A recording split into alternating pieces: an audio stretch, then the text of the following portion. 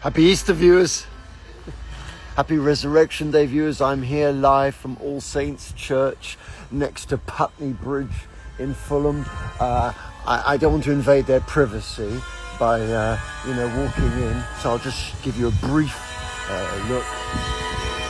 Happy Easter. I'm broadcasting live, so before you go in, do you want to say anything? We're actually very late. Okay, no problem. The service has just started a few seconds ago, viewers, so we mustn't disturb them. Let me switch to the other camera. Let me just switch to the other camera. Viewers, let's have a look here. How do I switch to the other camera? Here we go, 1, 2, 3. Okay, yeah, that's it, viewers. Let me see let's have a look at your comments starting to come in. Yeah, bless you. Bless you, Raja Palam. Happy Easter to you too, my friend. Yeah, I haven't done a live broadcast for quite a while, and they go crazy. I get so many people joining. So I'll whisper, let's just have a quick look. They won't want me to film, so I'll just pop in and pop straight out. And then we'll go for a lovely walk around this cemetery, and then I'll take you to the river.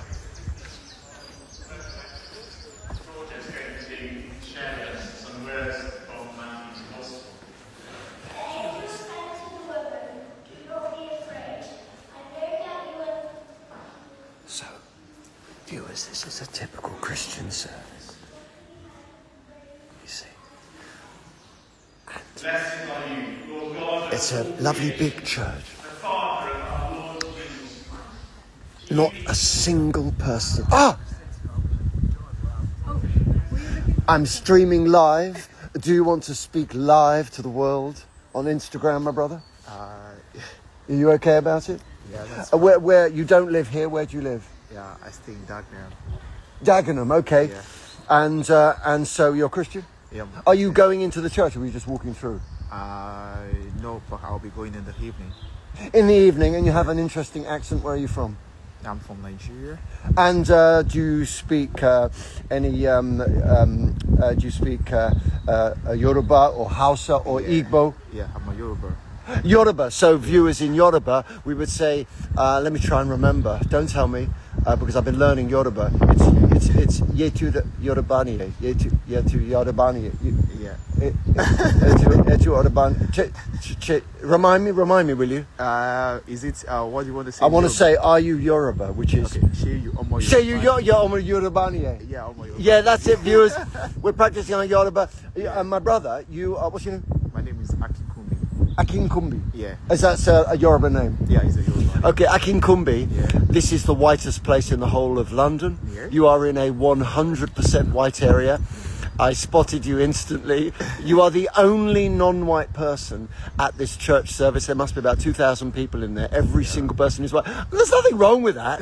Yeah. But it's just quite funny, viewers, that London is known as this sort of multicultural, multiracial city. Yeah, that's true. And yet where I live, viewers, here next to Putney Bridge, is absolutely 100% white, despite all of the immigration and everything you keep hearing about. Immigration is constantly on the news. Yeah. It's 100% white. It's funny, you know. Yeah. So I live in this quite funny area, you know, and I speak all these languages. You don't know who I am, do you? I'm very famous. No. Okay. And it's 100% white. And this church service, viewers, at this lovely old church, is a 100% white. It's not a racist church service. Yeah. Everyone's welcome. Yeah, everybody's welcome. Everyone is welcome. They're perfectly nice people, but there are no people of colour, no Asians, no Africans, no Arabs, no one. It is what. So it's quite funny. It's quite strange. There's no bad intention. It's just an odd thing, isn't it? It's funny. It's strange. Yeah, so there you go. Lovely to meet you, my All right, lovely same Yoruba here too. friend. All right. God bless you. Yeah, and you too. Today, a lot of the viewers watching this aren't Christian. Oh. So we'll sort of say to them the importance of today is the fact that Christ died on the Friday afternoon. Yeah. And it was on Sunday. And on Sunday morning, Mary of Magdalena went to the tomb to get his body. And I think to bury him in a decent way, I'm not sure. And she saw the stone had been moved and he wasn't there. Yeah. And so basically, If you don't believe that, you're not a Christian. But if you are a Christian, you believe the reason why that happened is because he rose to be at the right hand of the Father, that he was a manifestation of God himself. Yeah. And so that's what Christianity is. Yeah. Yeah. Exactly. Yeah, God bless you, my he brother. He died for me on the cross of Calvary so I can be saved. That's the reason why I'm saved. I'm a Christian and I'm a believer, a strong believer in Christ. And I believe that one day Jesus Christ will come back and take us home to be with him in heaven. Exactly, viewers. That's the idea. He died on Calvary, Exactly, yeah. taking our sins. So, in other words, Yeah. he took all our sins, our daily sins, all the wrong that we have done and do still do. Yeah. He said that I'm doing it. I'm taking the punishment, and so that you don't have to. I'm taking your punishment.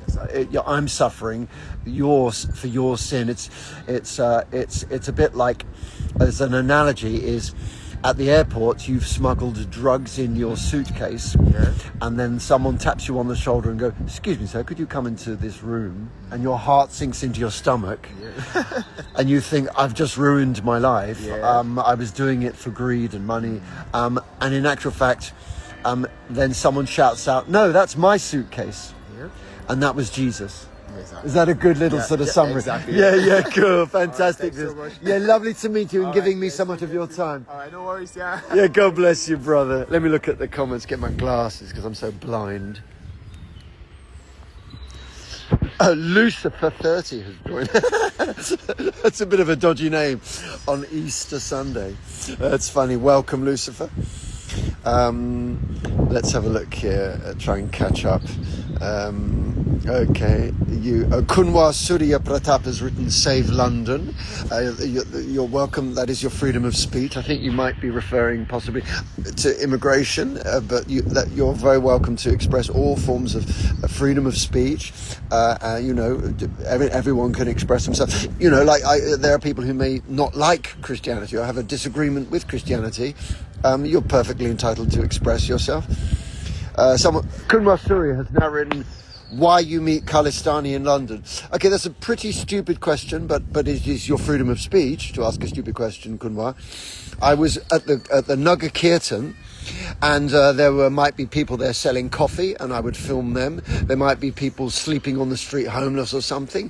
I walked past some Khalistani protesters, and my phone was on, like it is now, and they said, "We're Khalistani, Khalistan," and I filmed them. And your question is, why did you meet them? Because they were there. That's why I'm at this church, because it's here. They were standing there. So I met them because they were there. There may have been some Muslims at the Nagar Kirtan, some maybe Pakistani nationalists who don't like India or something. And then I would say, "Why are you here? Explain yourself." So I did get some strange abuse for that Nagar Kirtan video, saying, "Why are you promoting them?" As if I'm promoting people. I'm not promoting.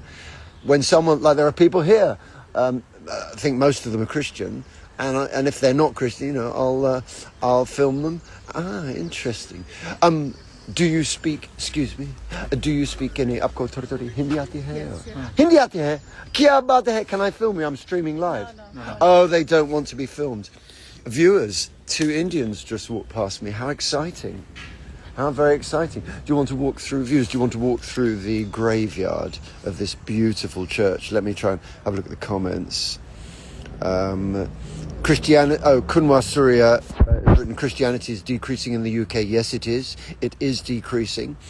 Most people would say that's very, very sad because it is the tradition of this country. So our tradition is being deliberately wiped out by the government. Har Har Mahadev from Ankit Chowdhury. Har Har Mahadev, mere bhai. Lovely to hear from you. Lots of people are sending requests to be in the live video. Sorry, I can't do that, but please do stay on. Please do chat. MX Lucky says, hey, MX Lucky. Monadam with a lovely picture, a cartoon picture of a really gorgeous looking hijabi says, "Hello, how are you?" Monadam, is that you? Are you a really gorgeous hijabi, or is that just a random picture? Wow, so many people joining. Oh my goodness. I can't keep up. Look. Oh my God.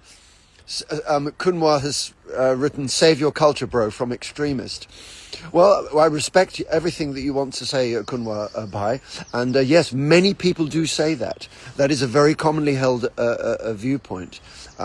So thank you. But it's interesting that obviously immigration is this topic, particularly obviously Islamic immigration is constantly on the news all the time. And I'm here at a 100% white church. So it's funny, isn't it? It's a funny kind of juxtaposition. But it is the only white area in London. You know, everywhere else is basically sort of. Oh, Pink Rose has joined. Viewers, Pink Rose is this fascinating woman I met, and she uploads videos with her husband that are really, really interesting and funny, and she mimes along to Bollywood songs, and she has really, really good taste in music. I agree. Let's walk back so I'll show you the church again. I agree with her taste in music. She loves the kind of tracks I love. And viewers, Pink Rose has 500,000, I think it's 548,000 followers on TikTok. She's massive. Look, here's the church, viewers. Come in.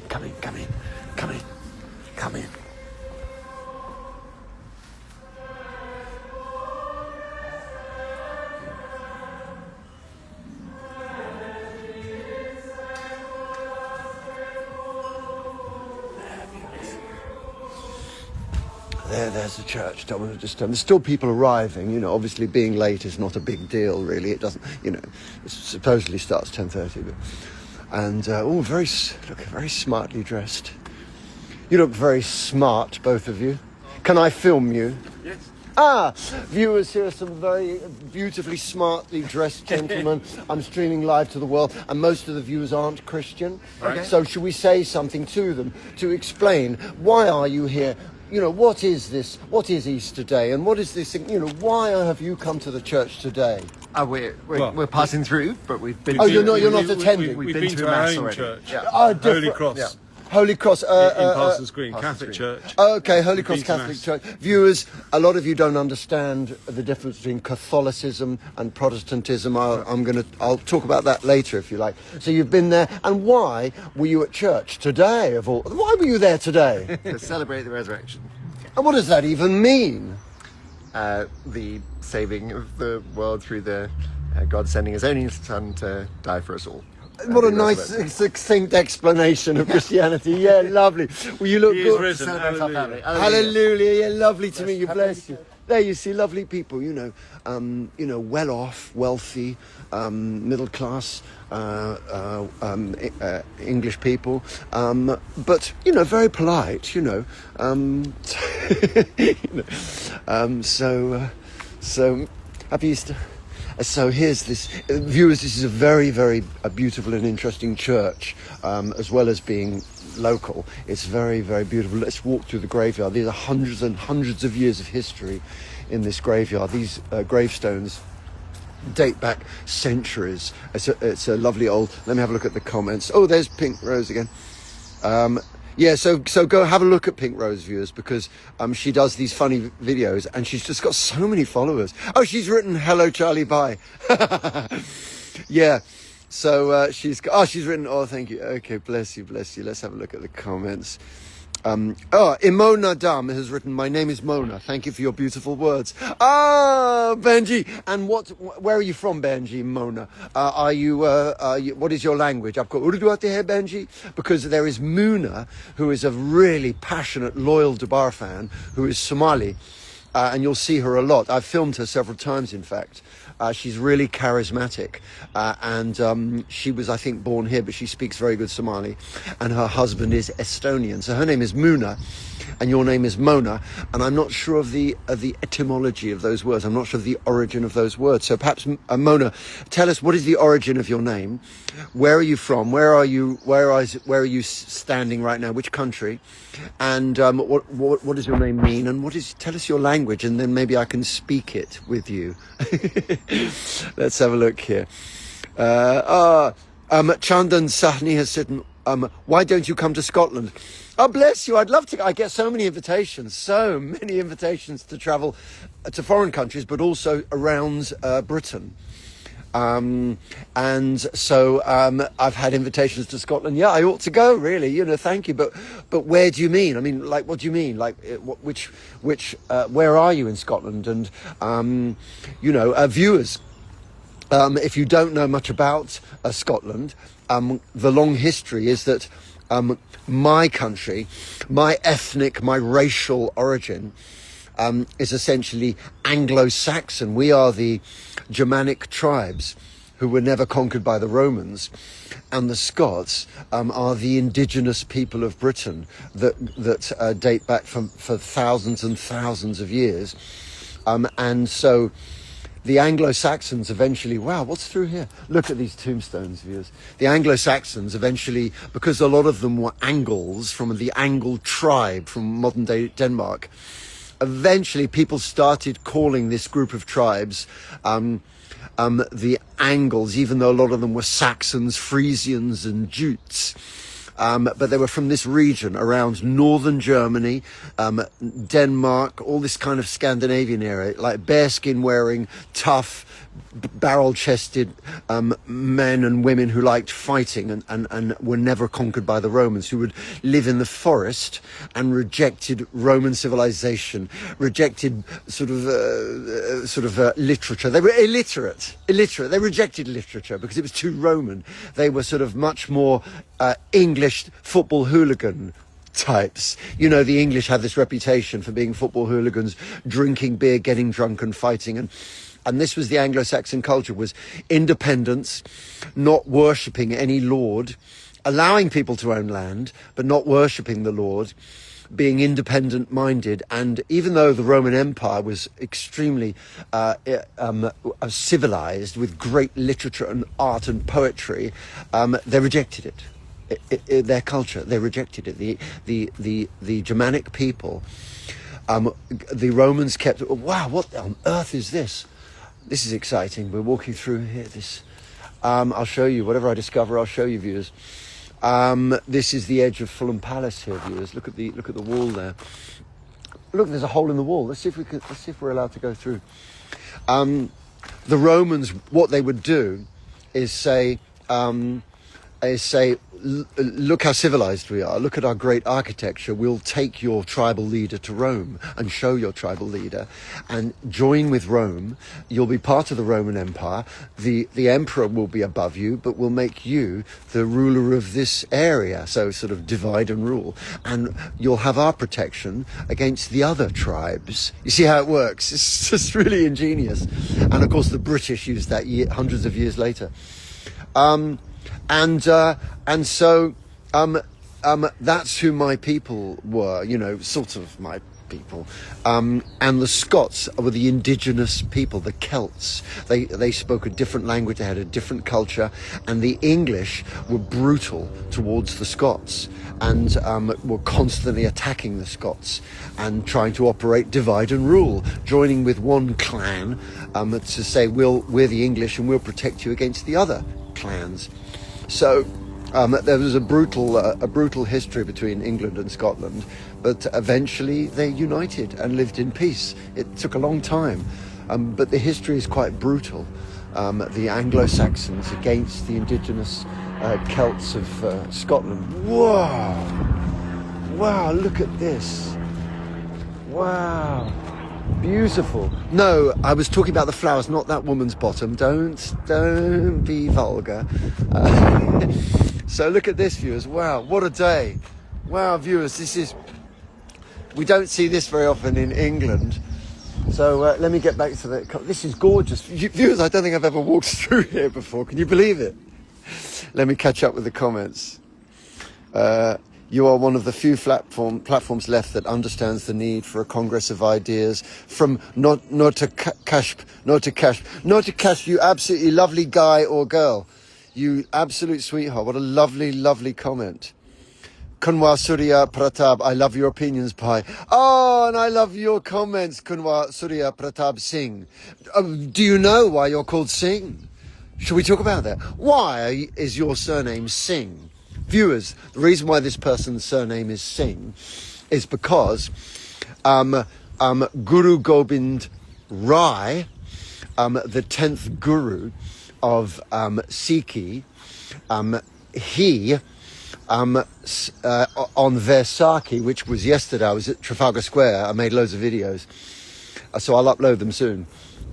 He said that we need to form a brotherhood, and it's going to be called the Khalsa, and he invited 5 courageous men from the audience to come up and go into a tent and be beheaded by him. The first one went in and he severed his head and brought a bloodied sword outside, and then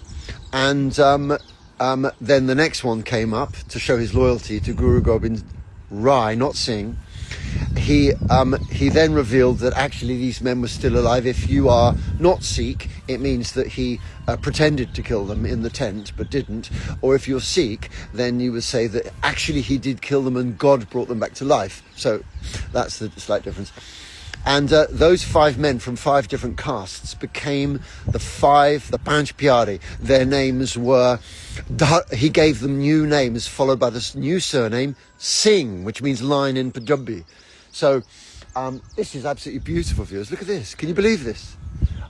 So the first one was called Dharam Singh. The second one was called Daya Singh. The next one was called Himmat Singh.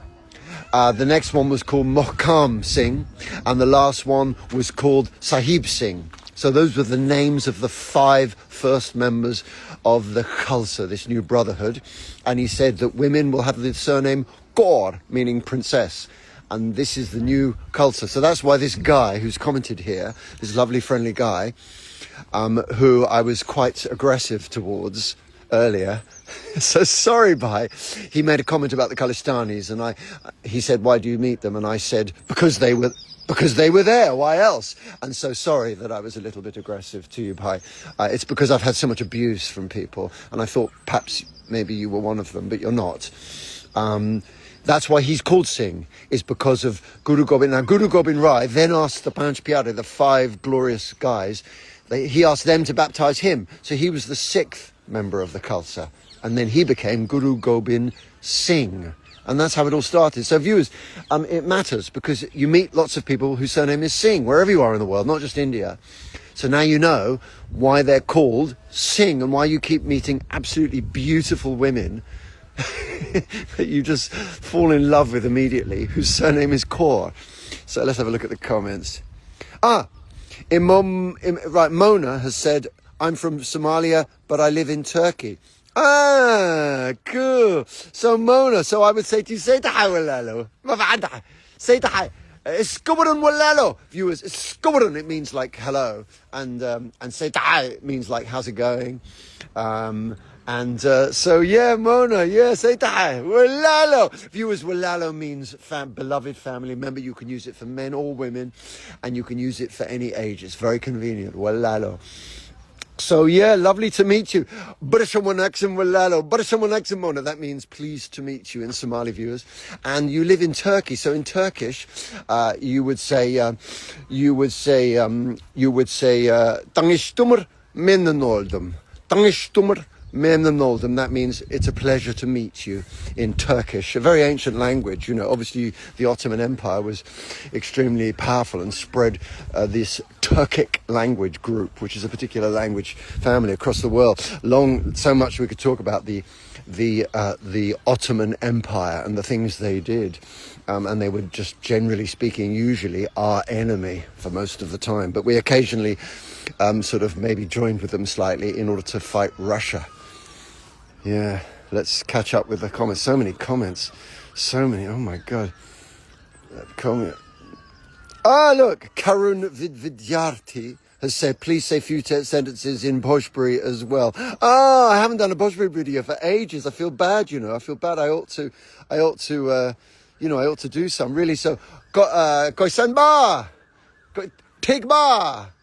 So, Bhojpuri, viewers, is written in the Devanagari script, but it's a slightly different language. Should we sing a Bhojpuri song? What's a Bhojpuri song?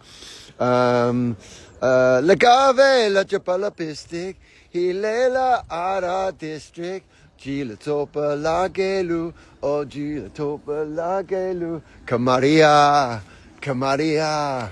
Kamaria Kore la pela beloli popela gelu. I'm filming live to Instagram. It's an Easter message. Sorry about the noise. It's very polite people. Viewers, this is gorgeous. Look at this lavender. So yeah, do you know Ravi Kishan, the famous Bhojpuri actor? His family came to London and a few months ago and met me. So I made some videos with Reva Kishan, his daughter, who's been in a couple of films, and they were very charming. And yeah, you'll find on my Instagram account, you'll find my videos with Reva Kishan and her sister Ishuka, who's in the army in India. Lovely family, very polite, even though they're superstars. They were very, very charming. And she's got, I think, 1 million followers. So soon I'll be overtaking her. Funny, isn't it? Some English guy overtaking Indian superstars. because she's just an Indian woman who speaks Bhojpuri, whereas I'm a lunatic who speaks multiple languages. So I'm madder than she is, you know. Let's have a look. So I hope I've satisfied you, Karan. Let's have a look. It'd be nice if celebrities started joining, wouldn't it? It'd be quite fun. Jai Shri Ram. Kumar Surya Pratap Singh has said Jai Shri Ram. Jai Shri Ram. Jai Shri Ram. Oh, lots of hearts from Raja Bhalam. And my love to you, Raja Bhai. The meaning of my name is hope in Arabic from a wishful action. Ah, thank you, Mona. I didn't realise that. I'll have to look that up later. Is hope. In Hindi, it's Asha. And in Urdu, it's Ummeed. So interesting, Mona, in Arabic. I'll look that up and make sure I learn it. Let's have a look. Let's have any more comments. Much English influence there in architecture and a beautiful English cemetery. Yeah, very English architecture. It's a very sort of Protestant English church. We can talk more about what Protestantism is later, but it's very Protestant. There we go. Let's have a look. Try and catch up. Oh, you're in Bihar. Chandan Sahni. You're in Bihar. Ah, you're in Bihar, are you? Well, who was born in Bihar? Which massively important figure was born in Bihar? One of the most important people who has ever lived in the history of the world. Who's that? Let's walk through here. Who's that? Do you know what I'm talking about? Guru Nanak. Guru Nanak Dev Ji was born in Bihar. He wasn't ethnically Bihari, of course, he was Punjabi, but his parents were just playing football. His parents were in Patna, the capital of Bihar. And look at these people working really hard. On Easter Day they're working. Look, lovely people. Yeah, Happy Easter. I'm broadcasting live. Do you want to say anything like Happy Easter? Happy Easter. Happy Easter. Hello. This is a live broadcast all over the world. Most of them aren't Christian, so we're sort of explaining Christianity. So look how hard they're working. In many ways, you could say sort of digging the ground like you're doing is sort of Christian, isn't it? It's about renewal, and yes, yeah, lovely.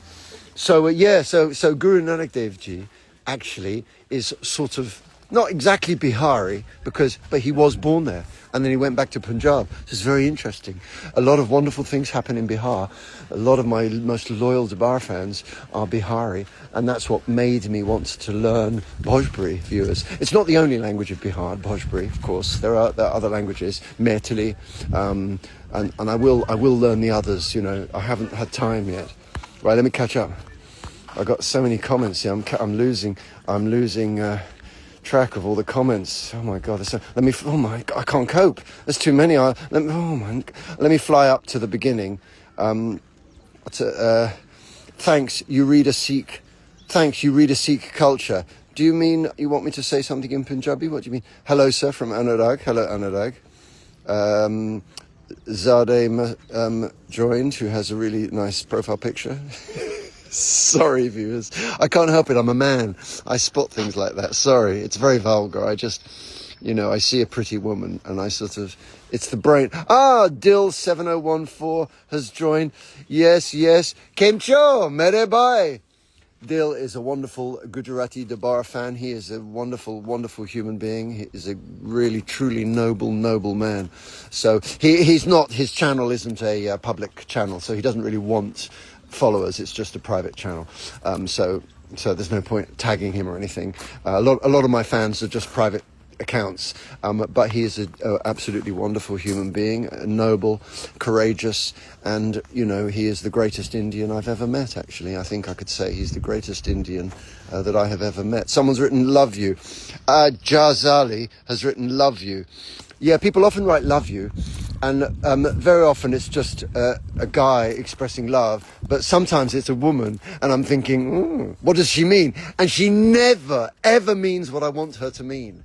Never. It's always love you, uncle. It's it's never ever does a single, on the whole of my channel, do I ever get a woman saying love you and I fancy you or something like that. Never. It's I love you, uncle, or I love you, brother. There it is. That's it. That's life, isn't it? I'm obviously ugly, aren't I? That's the way God's made me. So I love you too, thank you. Let's have a look, catch up with the comments. You've got to laugh, haven't you? You've got to enjoy, you've got to laugh at the comedy of life. Let's have a look. Ikrax has written, hi Charles. I can't see the profile picture, it's too small, but tell us where you're from, Ikrax. Viewers in Somali, X is they write, oh my God, look at this. Viewers, this is Fulham Palace, I think. Viewers, look. We've gone through this hole in the wall, and I think that is Fulham Palace. Can you believe I'm seeing things I've never seen, even though I live here? It's unbelievable. Let's walk through, viewers. Murtaza, I got a friend called Murtaza, but your profile picture is different, so it's not him. So hello, Murtaza. Let's have a look here. I hope, sorry if I've missed some comments. Sorry if I've missed some comments. Let me just flip back. Let's have a look here. Let me check, see if you've said anything sort of controversial. CEO Zara Flora has written, you have really good Urdu. Benji! The reason why my Urdu is good is it starts off obviously loving Bollywood films, which are in sort of like a Hindi Urdu colloquial mix with a little bit of Punjabi a little bit of Punjabi thrown in, and lots of English. But then after that, I started learning correct literary Hindi and correct literary Urdu, and then I started studying the Urdu poets like Iqbal and Fakir, and of course Ghalib. Do you want me to recite some poetry to you?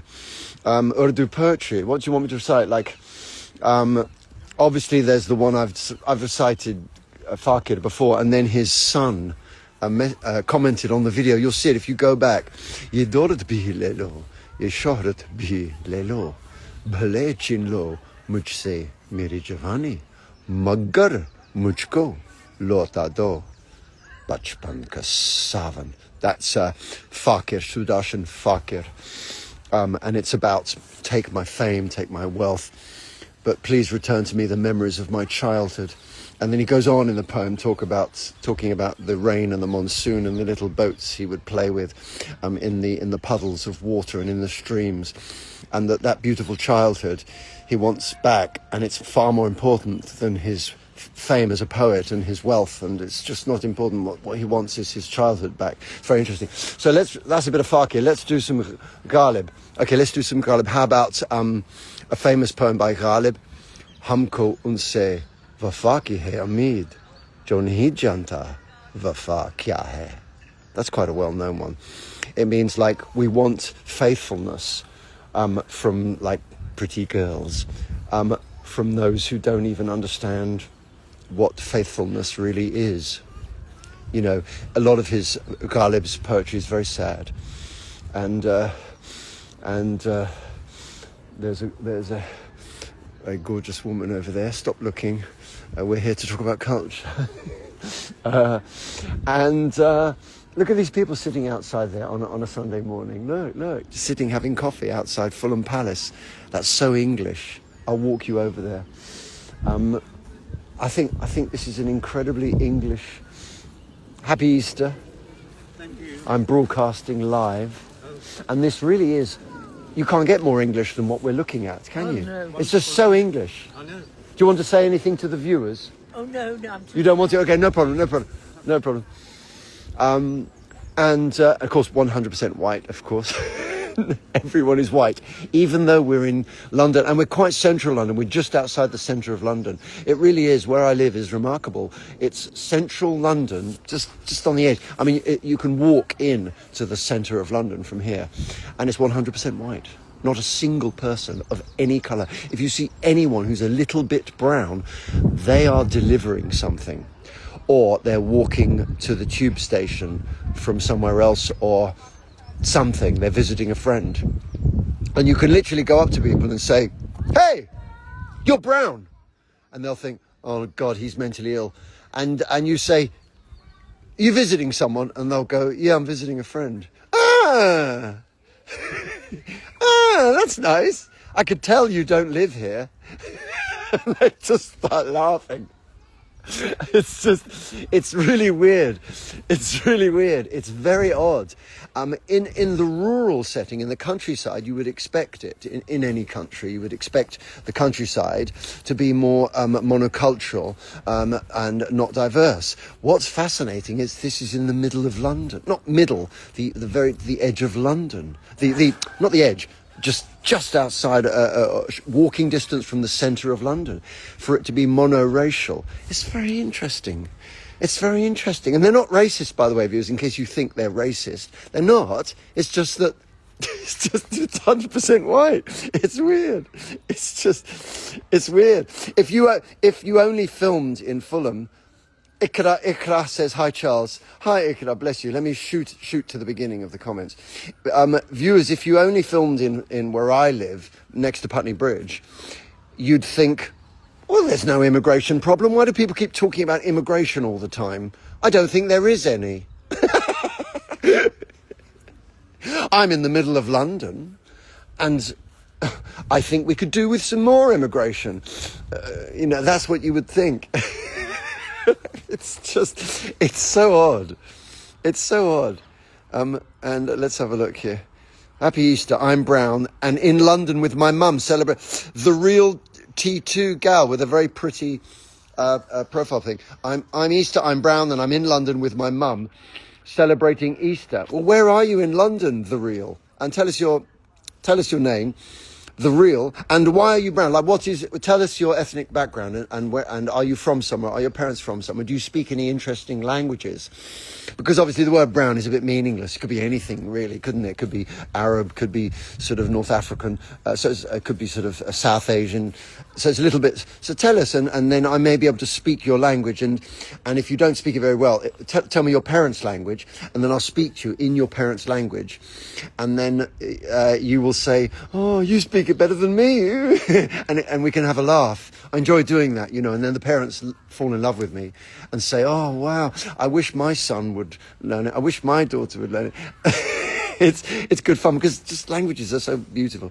Crazy Sam says hi. Hello, Crazy Sam. Shristi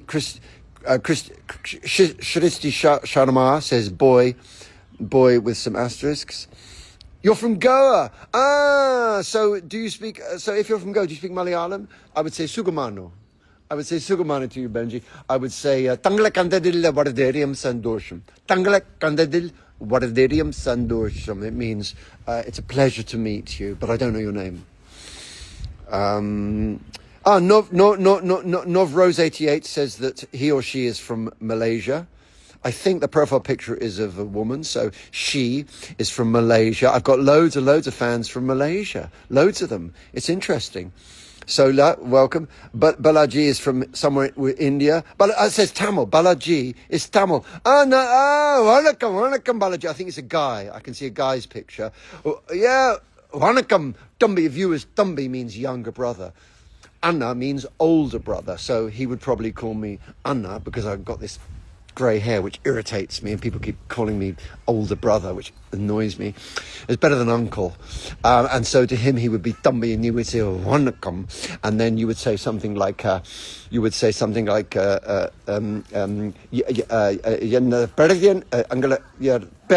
which is, what's your name?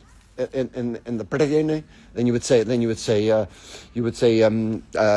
Tangalaganda della Barderi. No, then you sorry, that's Malayalam. You would say something like Ungala Sandecha della Magalchi. Ungala Sandecha Antandecha della Magalchi, which is Tamil for pleased to meet you. The Sri Lankan Tamils and the Tamil Nadu Tamils have some little different slightly different dialect, slightly different words occasionally. So what else would you say in Tamil? You would say some lovely stuff in Tamil. You would say enna adiyalam teriyada. Enna adiyalam teriyada. It means do you recognize me? In other words, I'm Charles Dobara. And I say that to them, and they go. People go, no. And then I say, I'm so famous. And they go, no, I don't. And then they say, are you the guy who speaks Tamil? Or are you the guy who speaks Somali? I've forgotten your name. So I do that. They very often say no, but then they suddenly get shot. Kajol. I wish you were Kajol, the famous Bollywood actress. Kajol Ka Pyar joined. Pakistan Zindabad from Abu Bakr. Abu Bakr.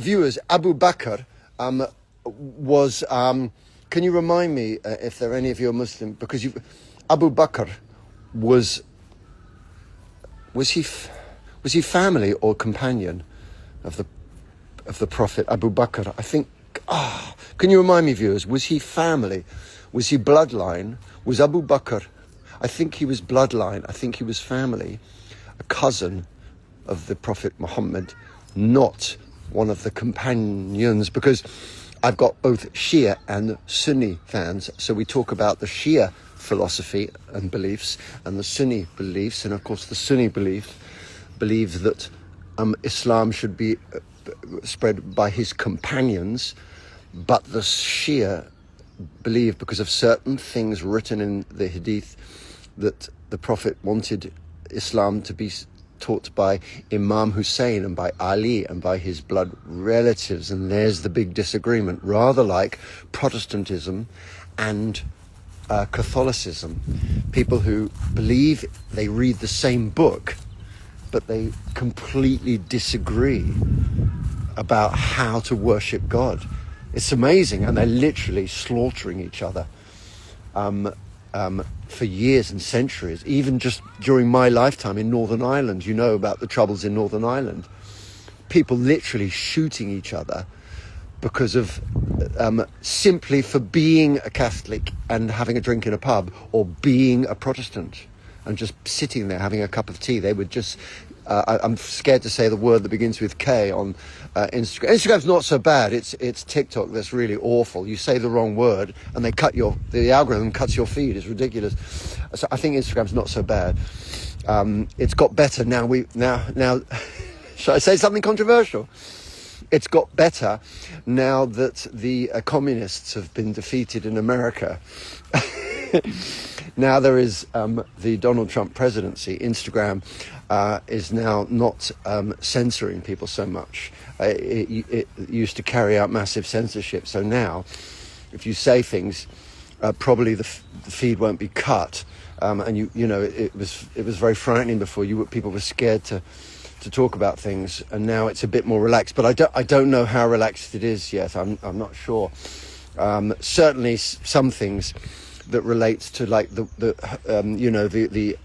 word begins with K and ends with L, talking about historical things. I'm a little bit scared to say that, because obviously you do get lunatics using social media who want to harm others and talk about things, like encouraging people to do wrong things. So obviously there are algorithms. You can understand it to stop certain words. So I'm scared to say it, but that's what they were doing, these Protestants and Catholics. Really, really shocking, who both read the same book. So it's slightly similar with the Shia and the Sunni. They read the same book, they believe in the same final messenger, and yet slaughtering each other. It's really interesting. Instagram is monitored and censored by Zionists. A political comment from the real 2T _gal. Instagram is monitored and censored by Zionists. So, if you want to say anything, there's no such thing as being offensive. There's only taking offense. So if you want to say something that causes people to take offense, that's your freedom of speech. As long as the only thing I do is if it's bullying a person, you know, like bullying a person, like basically sort of something that's not relevant and everything. But if you want to be controversial and say, talk about Zionists and so on, then other people can then argue with you, and that's freedom of speech. So, yeah, you know, lots of people talk about that, but don't forget the word Zionist is often misused. So often they say Zionist, and what they mean is they're being sort of like they want to be anti-Semitic and talk about. Look at that gorgeous woman in the gold, wearing gold. Look. Excuse me. You look lovely. You're in gold. You're golden. You are a golden woman. Do you want to speak to the camera? I'm broadcasting live. Are you shy? Do you want to say something on Easter Day? Happy Easter or something? Yeah, thank you. Okay. Look, viewers, I've met a golden woman. She's golden. She's golden. Look at her. Look at her. Amazing. Are you golden because it's Easter, or do you just normally wear golden, beautiful clothes anyway? Because Easter. Because it's it's my first Easter. time to Now, wear your gold accent like could be this. Korean or it could be Chinese, I'm not sure. I'm Chinese. You're Chinese, okay. And where from? Mainland China? Mainland China. Mainland China. And there are a lot of more and more Chinese Christians now. I'm not sure. I believe Christian since I come here. Ah, so you came here and you were not Christian. I'm a Christian. But you now you became a Christian. Yes. How fascinating, viewers! This Chinese golden lady became a Christian after coming to England. Roughly how long ago? Roughly, sort of, like less than 5 years. I confirmed my faith since last year, but I joined service 3 years already. And so, so you became a Christian. How fascinating! And why? How? Who? What happened? What made you become? Was it somebody convincing you or talking to you, or what made you become a Christian? I think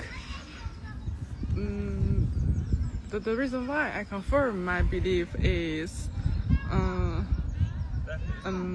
I feel involved in the church, and when my grandpa died last year, the church people helped me, support me, and yes. And so you started to think that Yeah. you should have faith in Christianity, in Jesus. Yes, help me to pray.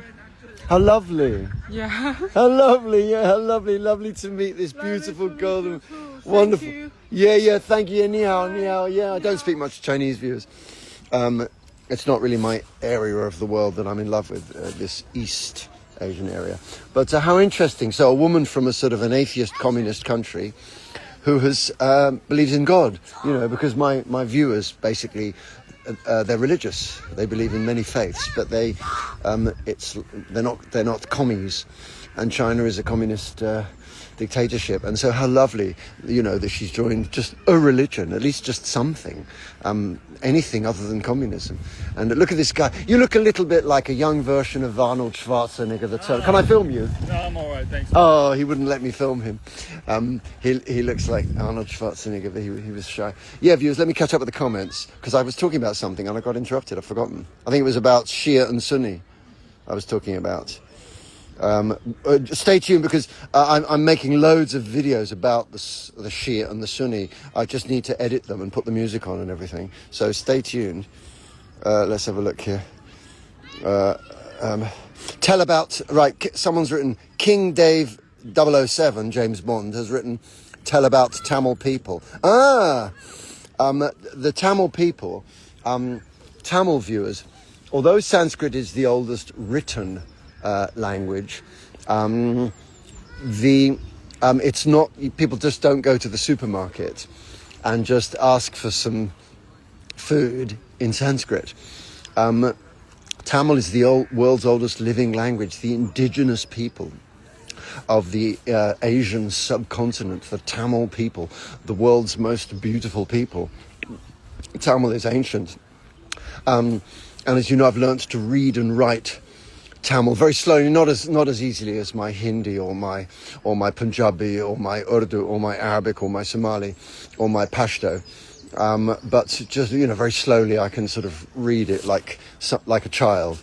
and speak it like a child, or like an adult with learning difficulties. So it is a beautiful ancient language, and it sounds so different. When I describe it as a Dravidian language, in the comments the Tamils go nuts, aggressive, telling me it's not a Dravidian language. This is a colonialist word. It is not Dravidian. It is officially, according to the international linguistic community, described as a Dravidian language. And these are people from all over the world. It's not some European thing. Oh, look, someone else is filming as well. Are you streaming live or just... You're not streaming live? Okay. So it's called a Dravidian language, but a lot of Tamils don't like that. They say, we don't want to be lumped in with the other Dravidian languages, like Malayalam and so on. We don't regard it as we don't like the official description of it. We just like to say it's Tamil because it's so ancient. So, so I just get loads of criticism. Look at this, yes. I get loads of criticism for calling it Dravidian, but it is the world's oldest living language, and it's difficult, and if you listen to it, like vanakkam, and like what's some stuff in Tamil, enan Tamil katakotaren matra Tamil enlenyakere ukvikvidurka, which is like to try and explain why I'm learning Tamil. And then you can say, if I can learn Tamil, you can. If I can do it, you can do it. In Hindi, it would be agar meji karasakta hu to abhi karasakta hai. So in Tamil, it would be enal muriyam indalal ariyalam muriyam. So if I can do it, you can do it. It's a difficult language. So I hope that satisfied you. Super Sir with smiling faces, bless you. Let's have a look. Balajar just sent some smiling faces. R1 Shab says, great work, Charles, bless you. So here we are in this just 100% white area. And look at all these families here. Look, playing in the park, bless them. Look. It's so peaceful and perfect, isn't it? And look at this hedge there. It's like you'd never guess that there were problems in the world, would you? Like we're next to a palace. It's not a real palace. It's called Fulham Palace, but it's not actually a palace. Viewers, do you know the only palace in Britain that was built for someone who wasn't royal? Let's ask people. Can I ask you, are you English? No, we're not from here, but Oh, I was going to ask you, where are you from? the Netherlands. I'm streaming live. Can I film you and you can say something about the Netherlands? What you want me to say? I don't know. So viewers, I was going to ask a question. These is a father and son. Yeah, we are. Look, stand next to each other. No, Viewers. we're going to move on.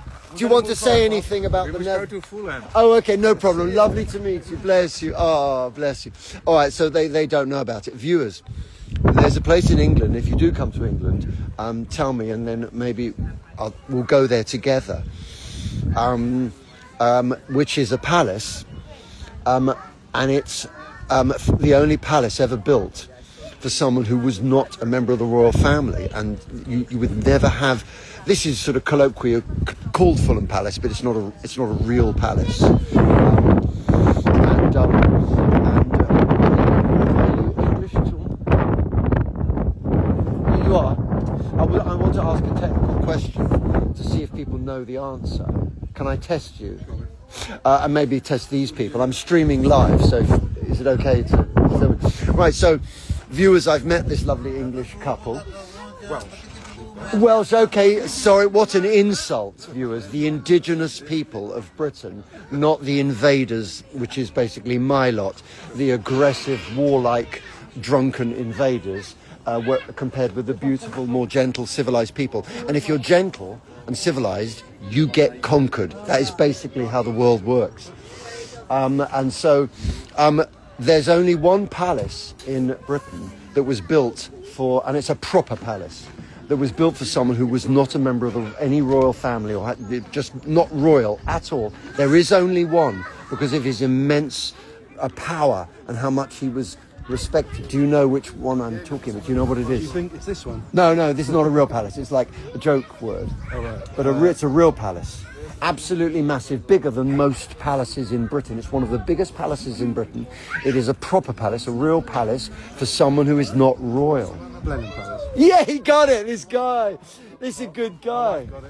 And your wife got it, yeah. Lovely couple. Viewers, he knew. It spoils it. I can't ask them now because they might have overheard him. Yeah, viewers, Blenheim Palace. And do you know, viewers, I want you to understand the history of Blenheim Palace. It's important because it affects the whole of the world. Wherever you live in the world, it affected you. I can tell you that now. So, do you sort of know much about like what we're talking about? Do you know? Yes, where Winston Churchill grew up. Correct. That is correct. Or was born or something. Yeah. Yeah, that I is. think he was born there.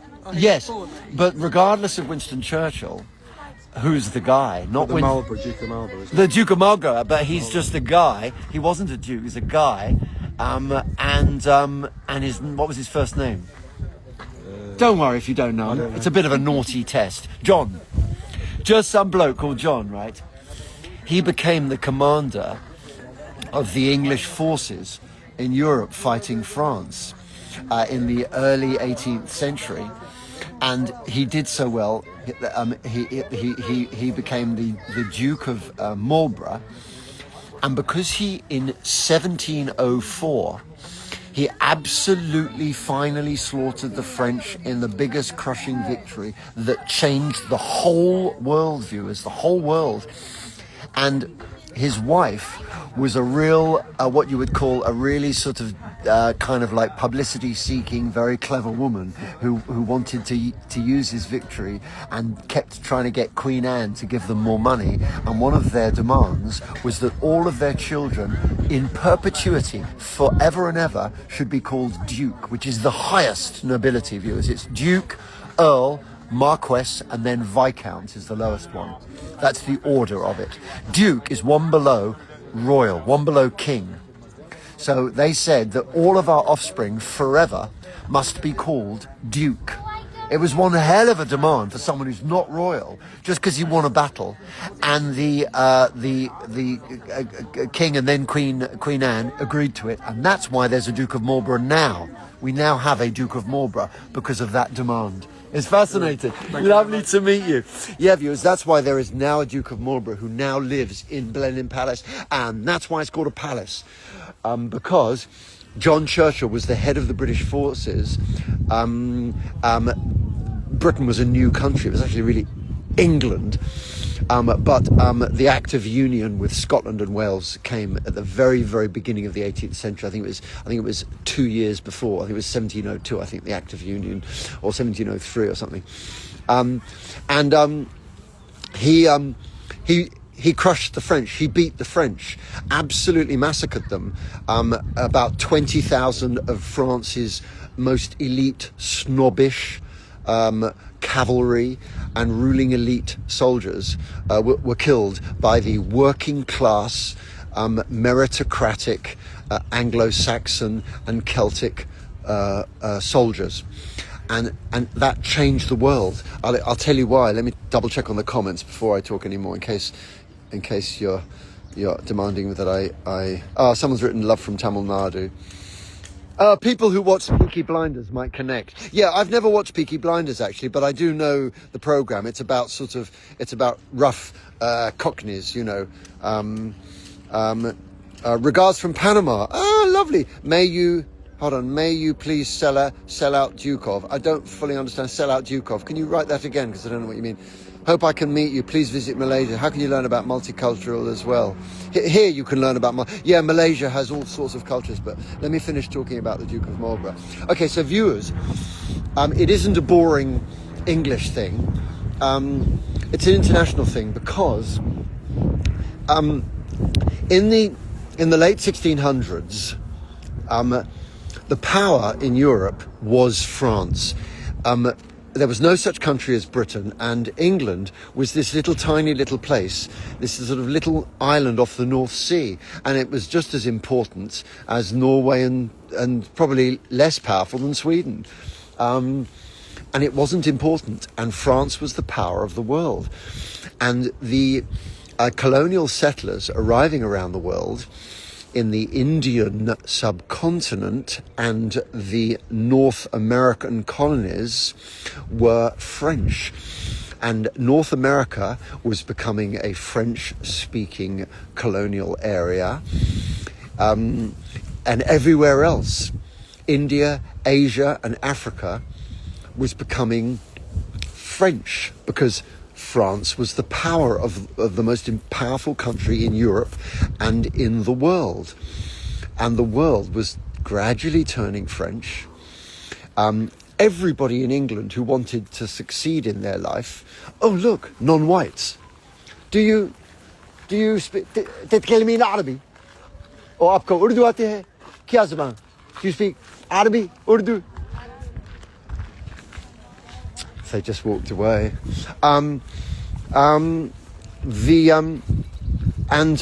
France, of course, was threatening England, wanting to invade England. And viewers, the United States of America, this country that you think of, like that sort of rules the world and that like owns Instagram and Apple and, you know, all the technology and computing and so on. You're so accustomed to it that you can't imagine it being in French.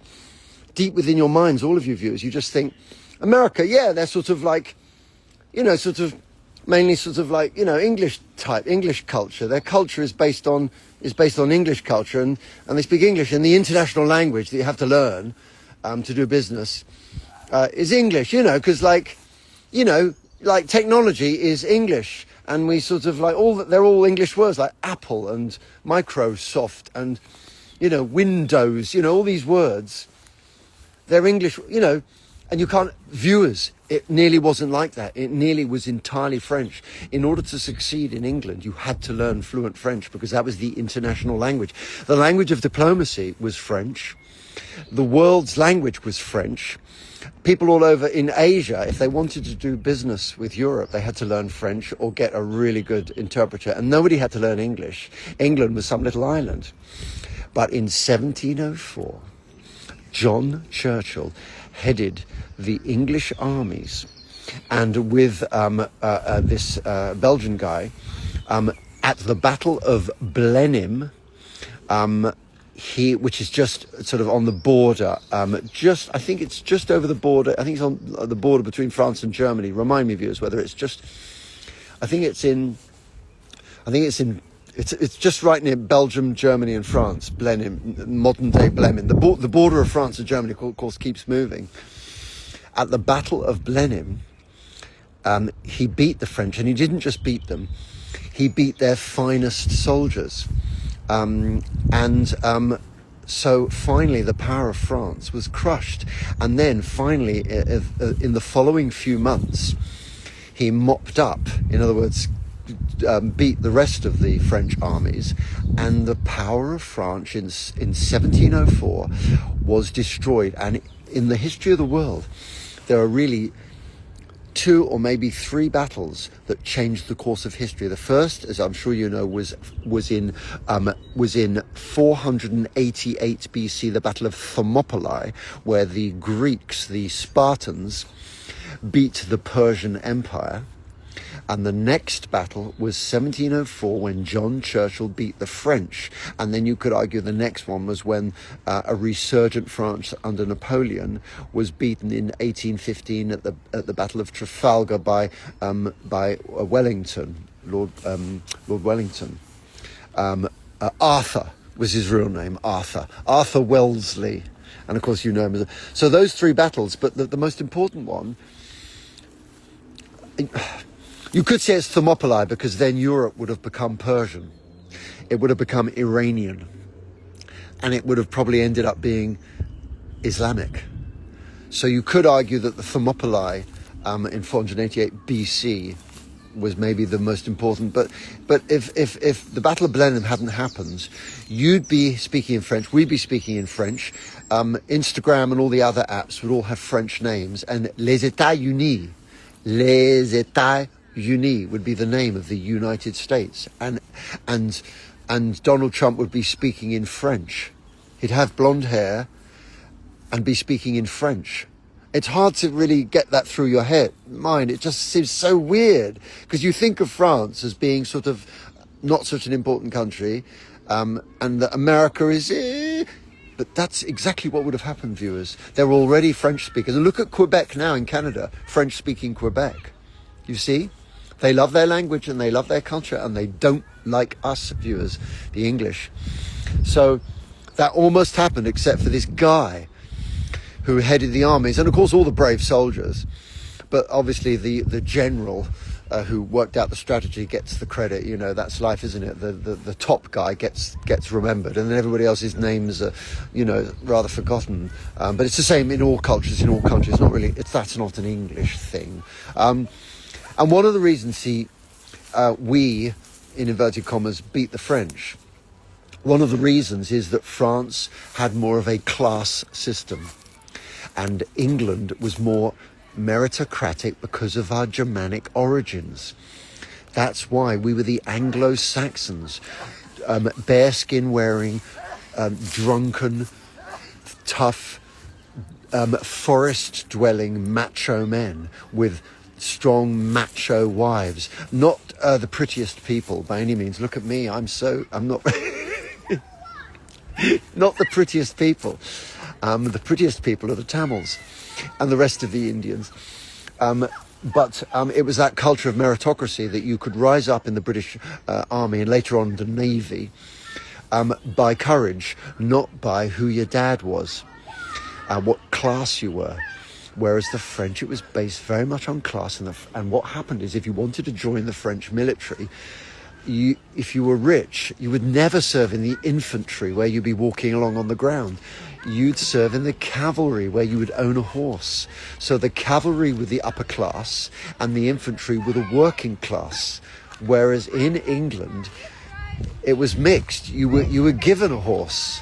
If you were a good rider, then you were allowed to join the cavalry, regardless of your social background.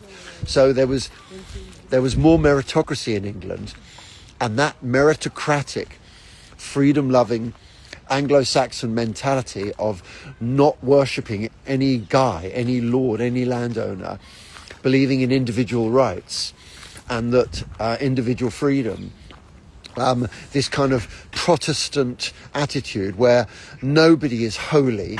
I'm not going to worship any man.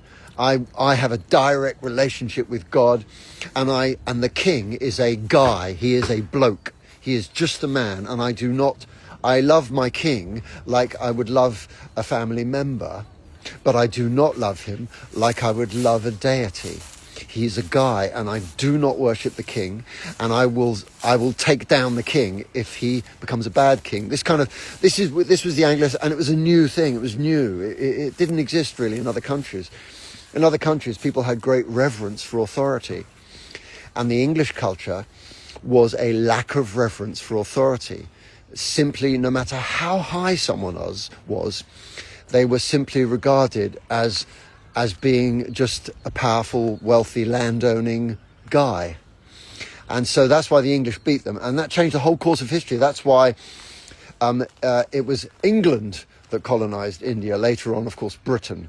That's why America became an English-speaking nation. And that's why all these countries around the world ended up becoming culturally English, because of one man, John Churchill, and that one single battle, the Battle of Blenheim. So wherever you live in the world, it greatly affected you as well. Let's have a look here. Jai Hind, sir. RJ Alone has written Jai Hind. Oh, bless you, RJ Alone. I live alone, RJ Alone. So, we both know what the word alone means. Muhammad TK has joined. No, Muhammad, not Muhammad. In Somali, the ha is written with an X.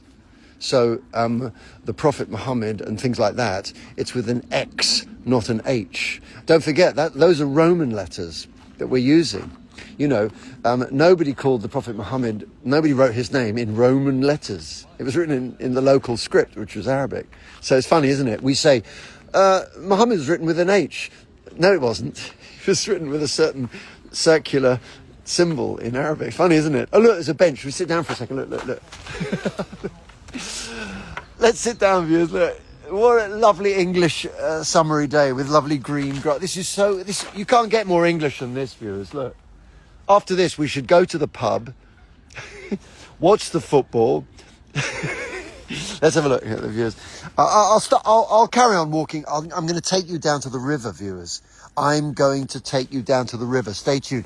In a minute, I'm going to walk you down to the River Thames. It's really beautiful. I've done it before on a previous live stream.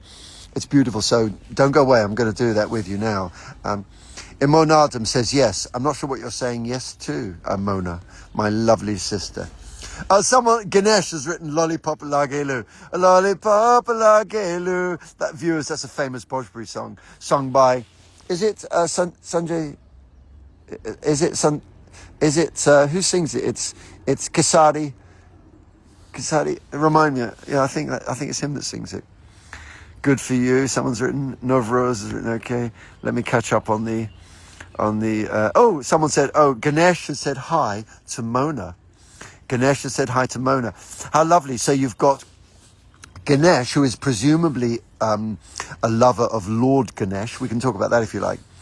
Who is presumably Hindu, saying hello to this Somali girl. So maybe Ganesh and Mona will meet and chat offline, and you will have an Indian Hindu and a Somali Muslim falling in love, viewers. Yes, chat to each other. I would love it if people said, Charles, we fell in love thanks to you, or something like that. I would love that, and then you could name your first kid Charles. It's a very Anglo-Saxon name, Charles. My name, viewers, relates to my ethnic roots. It relates to the Anglo-Saxon bearskin wearing, drunken guys. Charles is an ancient. It means free man. It means like a guy who doesn't worship any other guy. Basically, it's like a real sort of we were never conquered by the Romans name. That is my name. Yeah. Let's have a look here. Okay, am I catching up with comments before I start talking? Someone's written, hi Charles. Hi Sayeda, your profile picture looks like an abaya, a blue abaya. So Fatima, Sayeda Sherry Fatima, viewers, was the Prophet Muhammad's first wife, who died, and I think their son was Ali.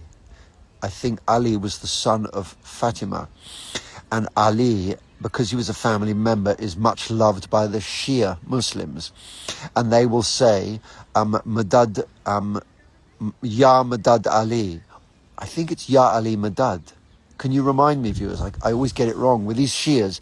I say the wrong thing. It's Ya Madad Allah, and it's basically calling out to their shaheed, their martyr, and the Sunni hate that. They say you should not say Ya followed by anyone's name. It's wrong. You should only say Ya Allah. You should think fondly of Ali, who was the grandson or the grandson of the Prophet Muhammad, but you mustn't say Ya Ali. It's blasphemous because he was a guy. Whereas the Shia say no, we are calling out his name. It's completely normal. So there's this huge disagreement. It's really fascinating. Syed Shadi Fatima, Charles, how was experience? What do you mean? Which experience? Do you mean with the Shia? Do you mean on the Arba'in walk? What do you mean? Tell me what experience you're referring to. Ganesh has said hello to Saida Sherry Fatima. So say hello to Ganesh, my Muslim sister. I'm sort of assuming you're Muslim because your profile picture is of a woman in a bar. I'm going to start walking now, viewers. I don't want to sit down. Only friendship. Oh, bless you, Ganesh. Of course. I was only joking, Ganesh, my dear Hindu brother. Of course. Same with me. That's all I ever get is friendship. So that's all I ever get is friendship. That's friendship. Even when I flirt with women, they still call me uncle. So, viewers, let's walk down by the river. How are we going to get there? I don't even know where I am. I'm lost. Look, this is beautiful. Let me take you to this tree briefly, and then we'll sort of walk down to the river. Look at viewers. Look how beautiful this is. Look, viewers. We might be able to walk this way. Oh, look, there's a barrier. indicating that you're not allowed to cross it. So should we cross it? It's nice to do what you're not allowed to do. It's always a buzz. Okay. Let's have a look here. Oh, it's saying it very politely. Okay, I have to respect that. It says, please stay outside the rope barrier. All right, I've got to respect courtesy and I don't want to be rude. So look at these. That oak tree, by the way, this tree here is 500 years old. That's why it says, please stay away. 500 years of history. Viewers, an oak tree, 500 years old. How beautiful. Look at that gorgeous tree there that's being propped up. Absolutely, you are in a beautiful, very, very sort of English area. Let's walk down to the river. It's just so gorgeous. If you come to London, viewers, I could take you here. We could walk around together. Look at this. Look at this. You see this now? That is 500 years old. Beautiful, isn't it? 500 years of history. Can you believe that we're almost in central London? I could walk to the West End, Buckingham Palace, the shopping area. From here, it's about an hour's walk or an hour and a half or something. So it's a really beautiful area. Is it the river? Is the river down there? Am I going the right direction? I always get confused. Yeah. You see, there you go, viewers. Someone, can I film you? I'm streaming live. So viewers have met these lovely ladies. Are you English? We are. And so they're English viewers, and they also get lost, and they're confused as to where. You see, it's not just Don't me. like the signage in the palace. Yeah. Yeah, you get lost. Minimal. And of course, you said the palace, Fulham Palace. It's not a real palace. It's sort of called Oh, it was a Fulham. palace because it was the bishops that lived here. The bishops' viewers. That's right. Not monarchy. Not a bishops, but there is one place which is a proper palace, a massive, bigger than many royal palaces, for someone who was not. There's only one. He was not royal. Do you know what I'm talking about? A palace, a massive palace, absolutely huge, bigger than every palace in Britain except Buckingham Palace. Huge palace, giant palatial. Is it a J?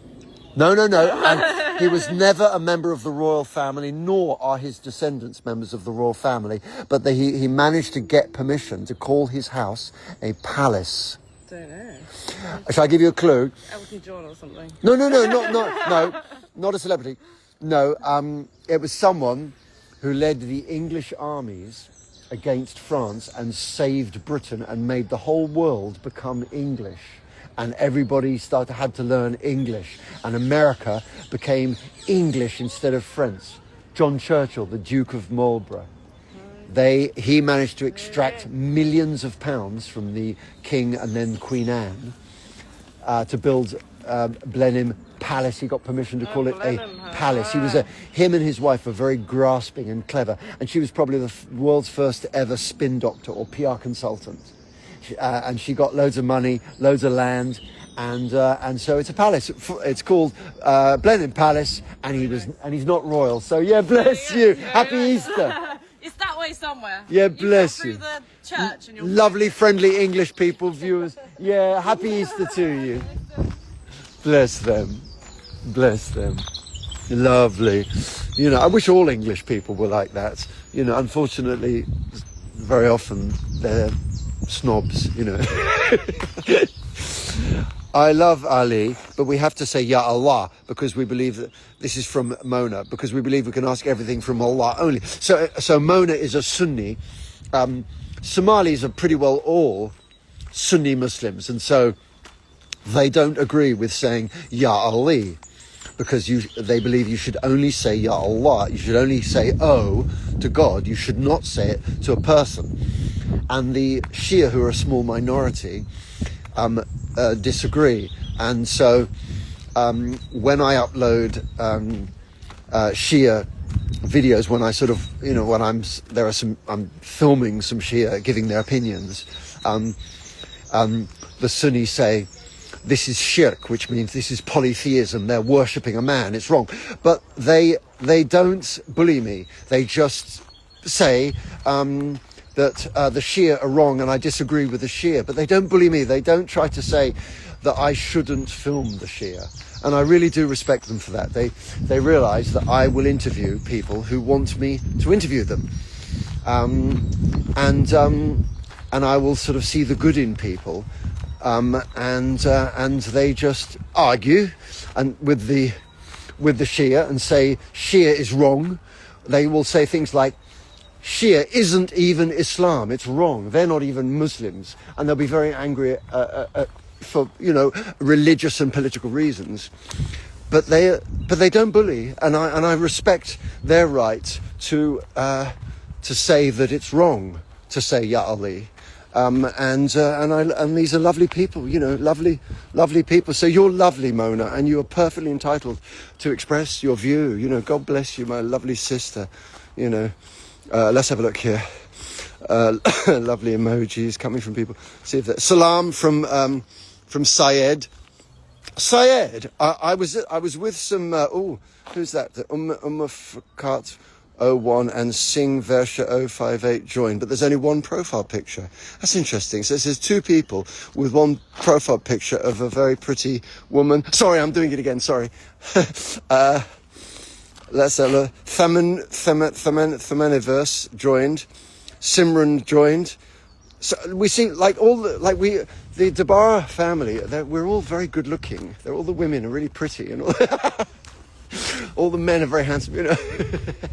We're a good looking community. Where are we going, viewers? Look, are we back at the church? Look, okay, we're going through the cemetery now. Look, so many holes in the wall. We're at the cemetery now, so I'll take you down to the river. Look at these old tombstones, viewers.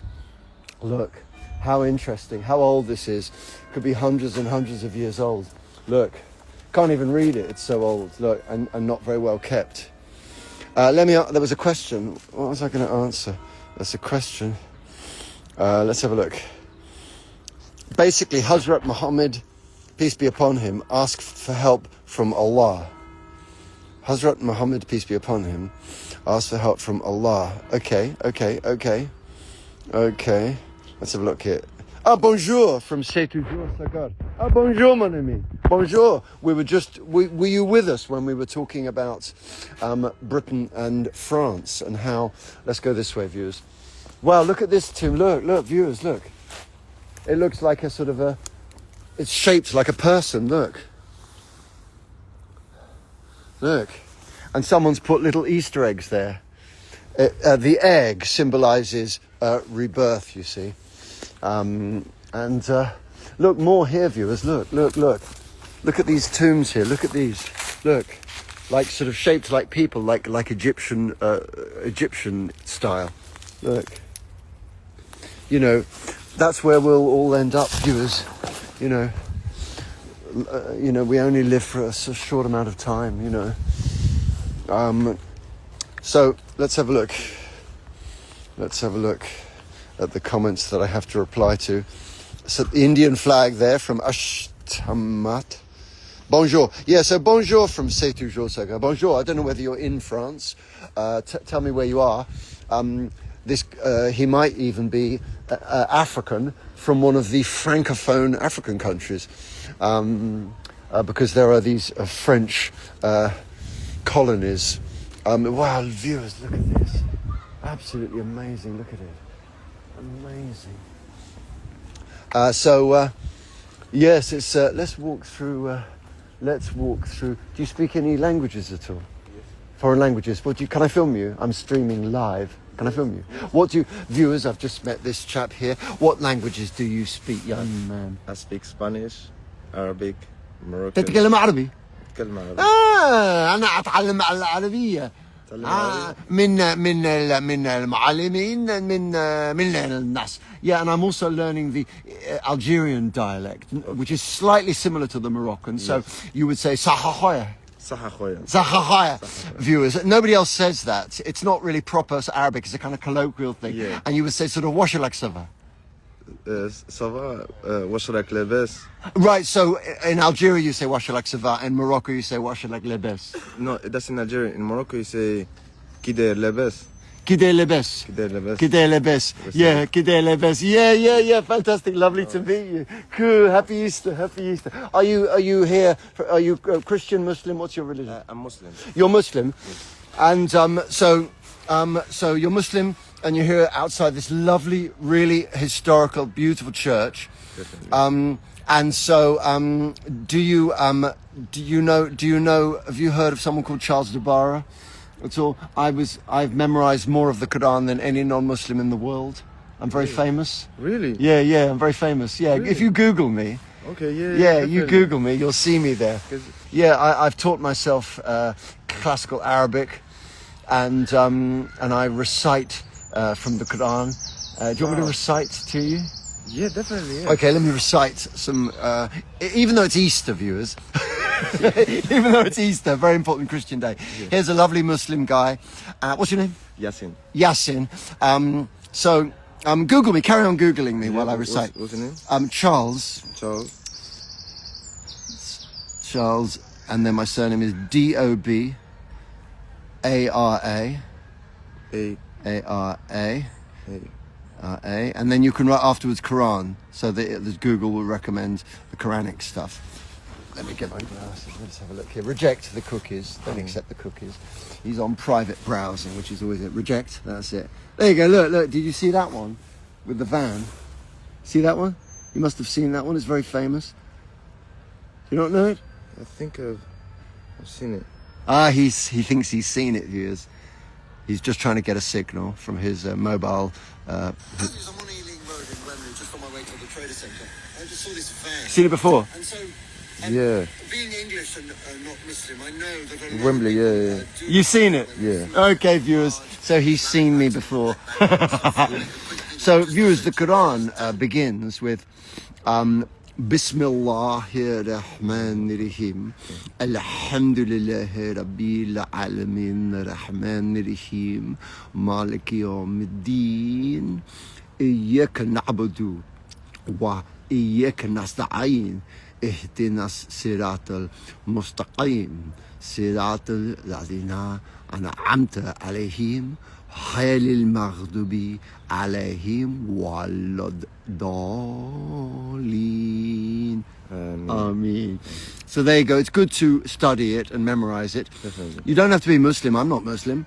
But it means you learn about people and you understand people because there are people who are Muslim, and so you learn about them and make friends with them. Yeah, cool. Yasin, lovely to meet you, my bro. Definitely. Yeah, Nice to meet cool. you. Yeah, cool. Take care. Yeah, Bye-bye. good luck, my friend. Bless him.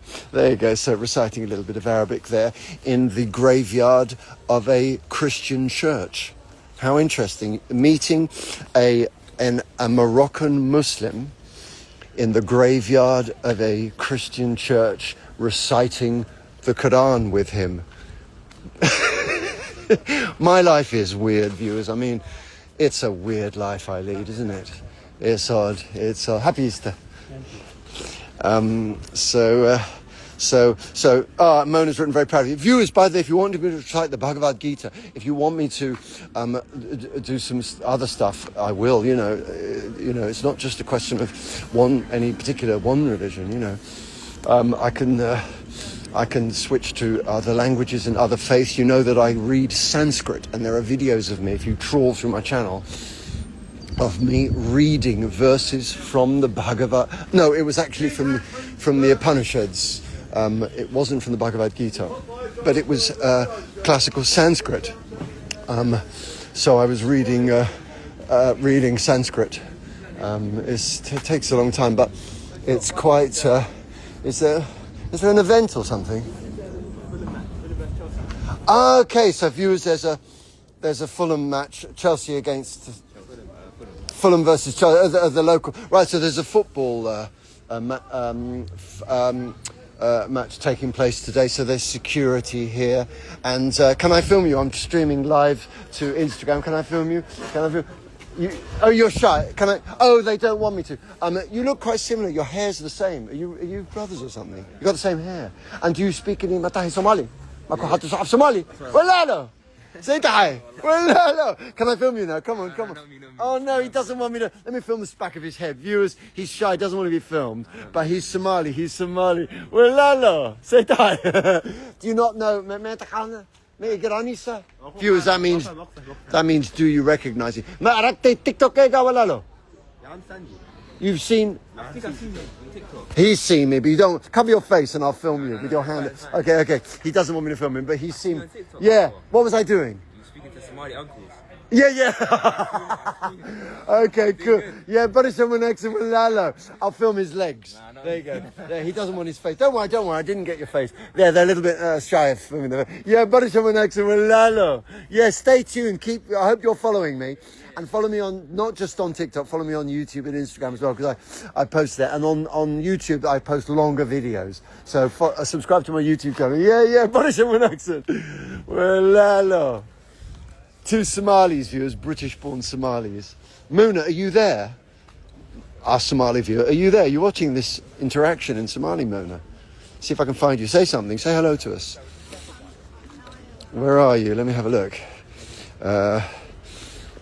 Let's have a look here.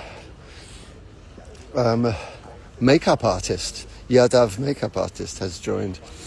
It was nice to meet you, Charles. It's me, Yassine. Viewers, it was nice to meet you, Charles. It's me, Yassine. Viewers, that lovely guy from Morocco has just commented on this live stream. How funny. Yassine, it was lovely to meet you too, my brother. Viewers, look, we're coming up to the river.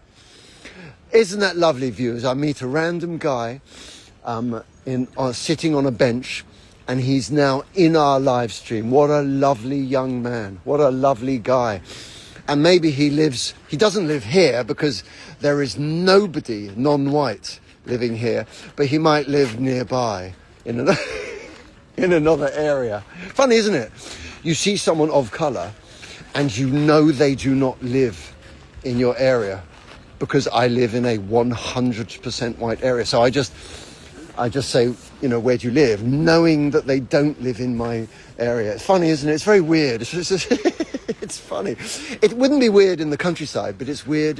It's strange in London, But it's nothing wrong, like in Wembley, they're all Indian, really. So, but it's fun. It's fun. Look, there's a guy there. Do you speak any? Arey bhai, आपको क्या भाषा? आपको हिंदी आती है या क्या भाषा है भाई? Hindi. Usko Hindi aati. Can I film you? I'm streaming live to Instagram. Viewers, I've met an Indian here down by the river. Yeah, viewers. So mere yaar. Aur Hindustan kahan se? He's from Jammu and Kashmir. Mere bhai, aapne many videos dekha. I've made loads of videos about playing about that area, about Kashmir, and I follow the Kashmiri Cultural Society as an Instagram channel, and I do loads of Kashmiri stuff. Yeah, it's Charles Dobara Kashmir, and you'll see my Kashmiri stuff. I don't speak Kashmiri, the language, but it's so Charles Dobara.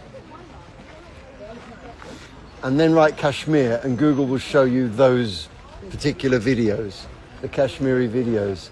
Tell me if you found them. Dobara.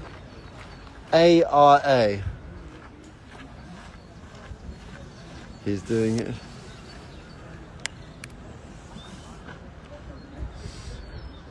You got it? Nice, he's found it, viewers. Yeah, cool, enjoy.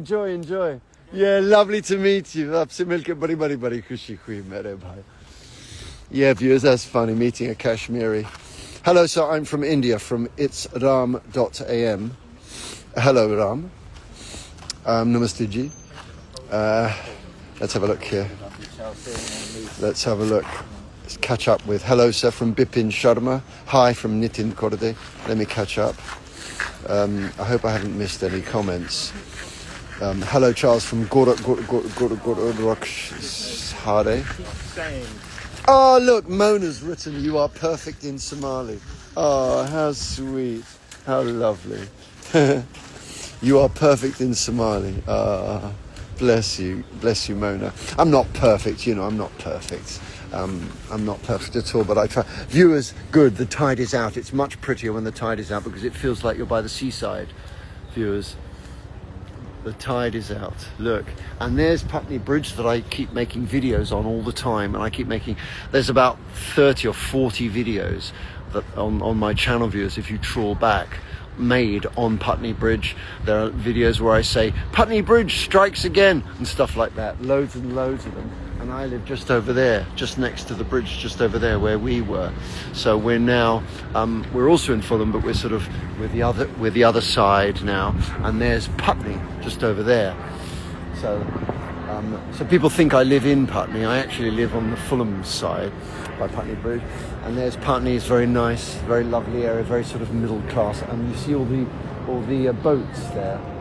You see with the sloping bank there, boats, because there's loads of people who go rowing there, which is a sort of a very sort of middle class, upper class activity. You know, lots of privileged people like to go rowing there, and they're okay. You know, they're not bad people. You know, it's not their fault necessarily that they're privileged. You know, but they're, you know, a little bit boring. And let's have a look at the comments. Let's have a look. Let me catch up with the comments. Let's have a look. God always won eternals from Rajab Halam. Thank you, Rajab Halam. Yes, he is. Mona has written, yes, you are. Very glad and proud to meet you. And I'm very glad and proud to meet you, Mona, and my wonderful Walalo, my sister. Let's have a look here. Hello, my friend. I am from India, residing in France. Ça va? So Amit is Indian and lives in France. So, yeah, ça va, ça va. Ça va, viewers, it means, how is it going? You know, how are you, in other words? How goes it? Let's catch up with the comments. Let's have a look. Gurjit has written DM. Viewers, I always reply to direct messages. Anyone who DMs me, I always reply to them. Akshay has written Ram Ram. I wonder if it's Akshay Kumar, the famous actor. I don't think it is, because he would have he wouldn't have 570 on the end of his username. But it could be Akshay Kumar's other account. So maybe the famous Bollywood actor Akshay Kumar has just said Ram Ram to us. Param has said hello, sir. Hello, Param. So here we are by the river, viewers, the ancient River Thames. Ancient River Thames. And look at the beautiful, the tides out, viewers, just beautiful, like being by the seaside. It's just lovely. It's a lovely walk, and people are now out walking on a Sunday morning. It's 12:15 a.m. here, p.m. And it's absolutely gorgeous. Look at the lovely sand that they put here to make it look nice. And it's a lovely ancient area.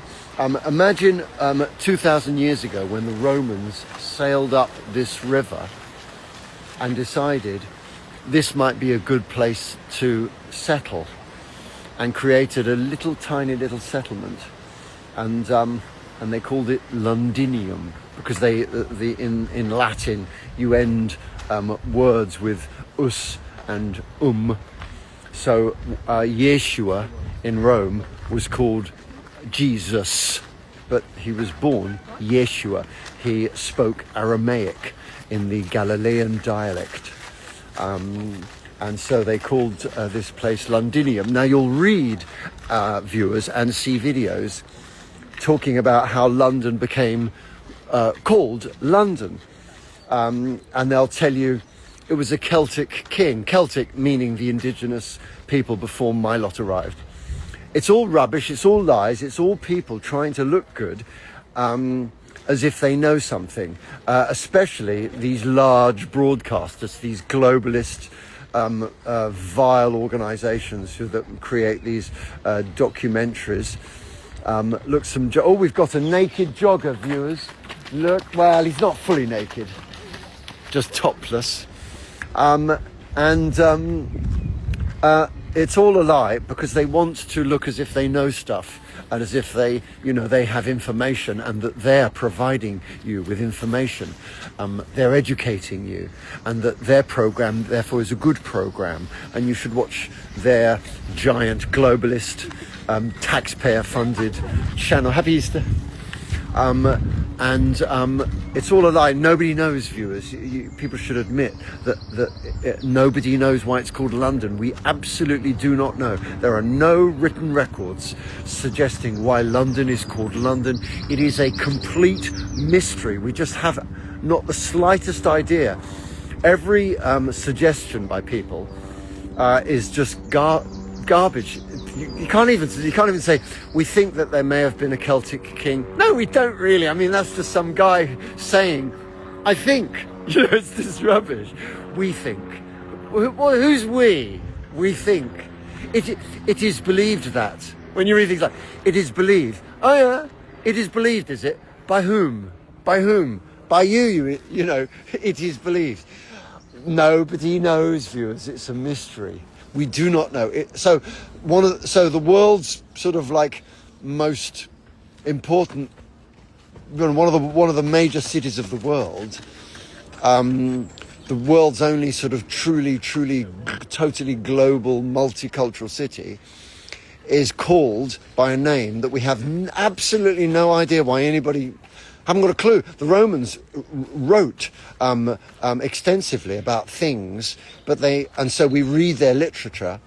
But these people, annoyingly, they never wrote down why they called it Londinium, except that it may, someone in the local area probably sort of called a little village London, but nobody knows why. So we haven't got a clue, viewers. It's a mystery. So it's funny, viewers, isn't it? It's interesting that such an important city is totally mysterious as to why it's called London.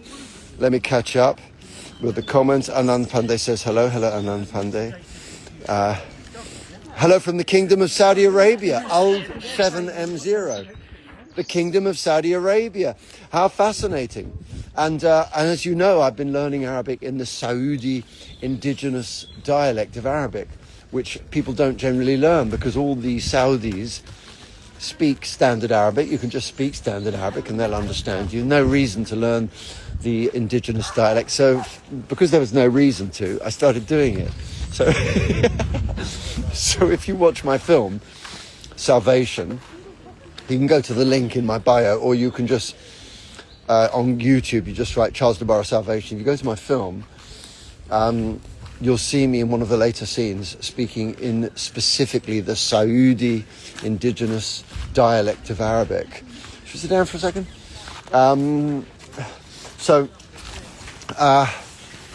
it's interesting. And Saudi Arabia is sort of opening up in an interesting way. And allowing more stuff, becoming sort of less traditional, less what you might call sort of conservative. It's not quite the right word, conservative, but more open. So tell us, my Saudi friend, where are you? I've lost you.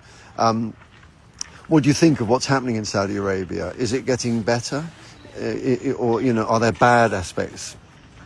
Shlock 1, hello sir, love from India, and love to you, Shlock 1. Let's have a look here, see if I need to reply to any specific questions. Interesting that on previous live streams I've had real controversy, and I'm not getting too much controversy here. People have said very political things. Oh, Sorub Chef, hello, where are you from? I'm from here, my friend. I am from here. This 100% white area in London. I'm a born and bred Londoner. I've always lived in London. And I've always been friendly in London. And people have thought, because you're friendly, where are you from? And I said, no, I'm from London. They go, no. Where are you from originally? Because they just find it odd that someone can be a Londoner and friendly, because generally in big cities, people are unfriendly. I don't know why. I'm obviously strange. I'm obviously an odd person. I obviously am mentally odd that I am friendly. There's obviously I understand that is unusual, that people aren't friendly. They don't want to talk to strangers. And so I respect the fact that they're the majority, so they're normal, and I'm the minority, so I'm a weirdo. And it is the way. Let's walk. So I respect that, viewers. It is what it is. We could even actually walk over Putney Bridge, even. That would be quite funny. There'd be a lot of traffic. Look, these people are going to the football match, viewers. Interesting. They're going to the football match. football fans. I'm streaming live to Instagram. Yes. Do you want to say anything to? It's an international audience, so being English football fans is sort of interesting and unusual. He's a very smart gentleman. Well, he looks very. You look like an athlete, sir. well, I am. Are you? Are you? Well, I'm a kite surfer. Are you a kite surfer? Okay. Well, what an interesting group of guys. I'm sponsored by a company called Quicksilver, which is a clothing brand. Are you? Yeah. Cool. You look very cool. You look sort of rugged. Thank you very much. Like sort of some grey hair. Yeah, like is. not like a 20-year-old type, No. but like a sort of a mature, rugged, fit type guy. Yeah, good to meet you. Nice to meet you. Yeah, enjoy the game. Yeah, he looked interesting. That guy, really tough. He looked like a proper sort of like hard Englishman. You could see really muscular. I bet he's had a few fights in his day. He looked tough. You know, we have a history in this country of sort of football matches and sort of fighting and so on. But many countries do. It's very common. So they looked very interesting. Really fit, tough-looking men. Very interesting. And it's interesting, being a hard man is a culture. So, I recently met a goth. Do you know what goths are? It's this culture. It's a proper culture. I met it in the street on Putney High Street over there. And I said, I want you to talk to the camera. I want to make videos. And she was very polite and said, well, not now, but let me get back to you. And she Googled me, and then she contacted me and said, I've seen your stuff. You're an incredible man. I think what you're doing is amazing. And I'm a bit shy, but my friend, I think he would like to talk to you on camera and talk about our culture. So viewers, I would like to make some goth videos. So hopefully this guy's or her are gonna get back to me and make some videos about goth culture, because they're people, they're our brothers and sisters, and they wear black, and they're sort of depressed and talk about sort of dark things, and let's see what they have to say. Yeah, sorry about that. Let me get back to here we go. So where are we? Let me catch up with the comments. Hold on. Charles, when are you uploading yesterday's content? Yesterday, this guy NS296. Yesterday, I was at the Versace event on Trafalgar Square, and so to answer your question, I still haven't uploaded things from 2 weeks ago. It's exhausting coping with the demand. I've just got so many videos. Look, so many people, viewers. Look, so many videos, viewers. And up Hindustani. Oh, they're too slow. They've gone. So, it's exhausting. I make more videos than I have time to edit. I make so many videos. I filmed yesterday at Versace, viewers. It was fantastic. So many people coming up to me, shouting out my name, and it was just wonderful, wonderful day. Just to be recognised by so many people, and for them to let me film them and make funny videos, laughing and joking, and talking about Versace and talking about Sikhism, viewers, which in Punjabi they say Sikhi. It was just wonderful. So, to answer your question, I don't know when I'm going to. I've got to hurry up and do it. I don't know soon. But it's only been one day, and I've got so many things to upload. I did loads of filming of I might cross over here. I did loads of filming of these wonderful people who are Shia Muslims, and I haven't even looked at those videos. I've got to do those. I've got a backlog of just really great, very entertaining and educational videos that I haven't edited yet, because, as you know, I don't do what other content creators do. They do a video and upload it, whereas I colour grade it, make it look more Bollywood. I then improve the sound, and I then choose music for the video, and I make the music start loud in the beginning and then go down, so you get a funny impact, and then the music starts to increase towards the end, more emotional, and then bam, and then I do a promo for my film at the end to try to say to people, watch the film, because I've given it away free, of charge. So I don't gain anything monetarily, but the film it inspires people and helps others. It's my sort of seva, is the film. So I promote the film at the end, hoping that people will enjoy the promo and not be bored and go, oh yeah, it's the promo again. That's why. Hopefully people will watch it because it's only 10 seconds long.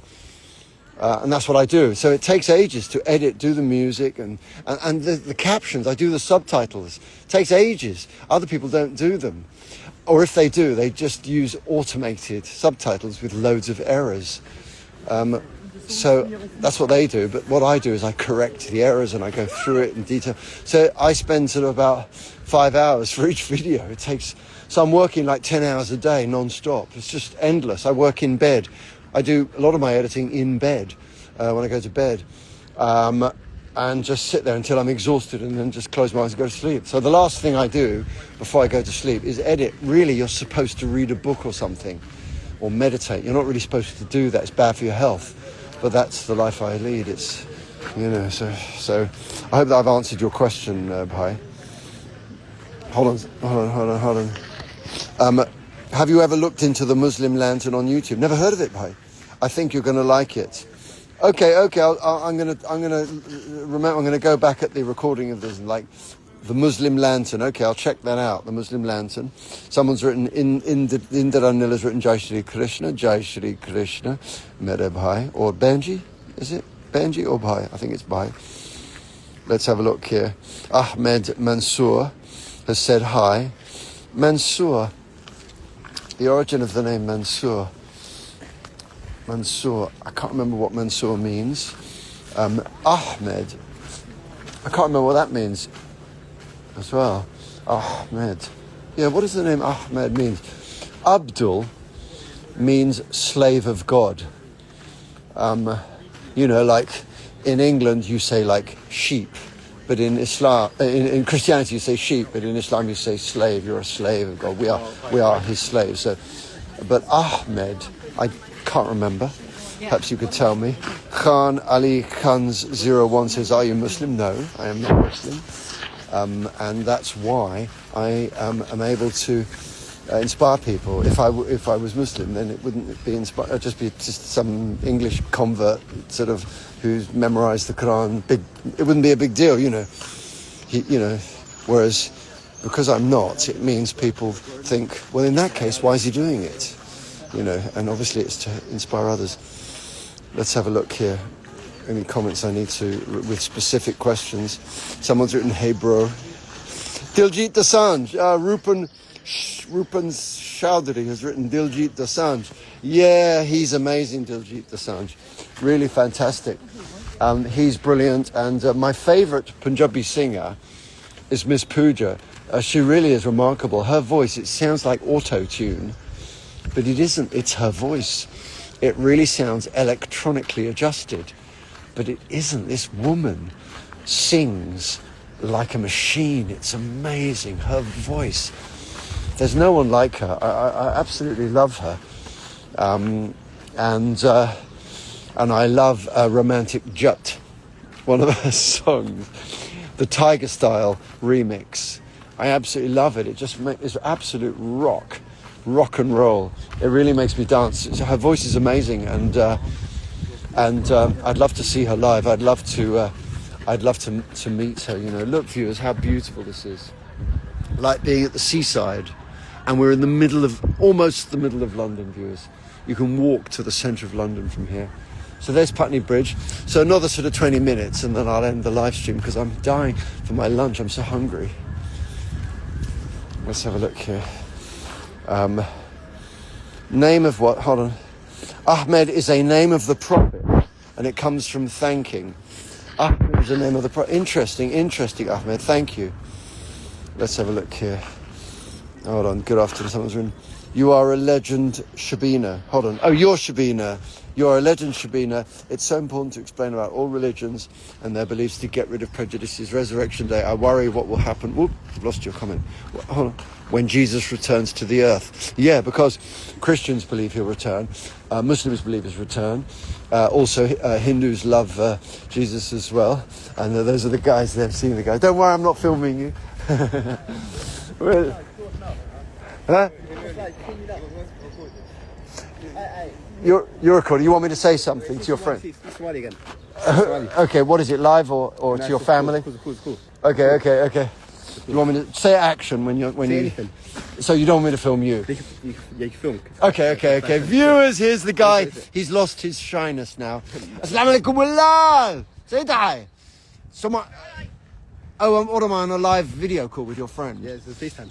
FaceTime, viewers, I'm on live FaceTime. Say hi, wallah. What are you? What are you? Oh, one thing, he's asking me how I am. Often viewers, Somalis will say alhamdulillah, meaning all praise be to God. But actually that is Arabic. What they should be saying is that is actually correct Somali for all praise. He's asking viewers, he's asking me how I learned Somali. That is, isn't it? Yeah, he's asking me how I learned. So the reply to him is Buka kabrta buk io bulsheda banda kabrte walalo. Ha. Say again. I can't hear. Katarate.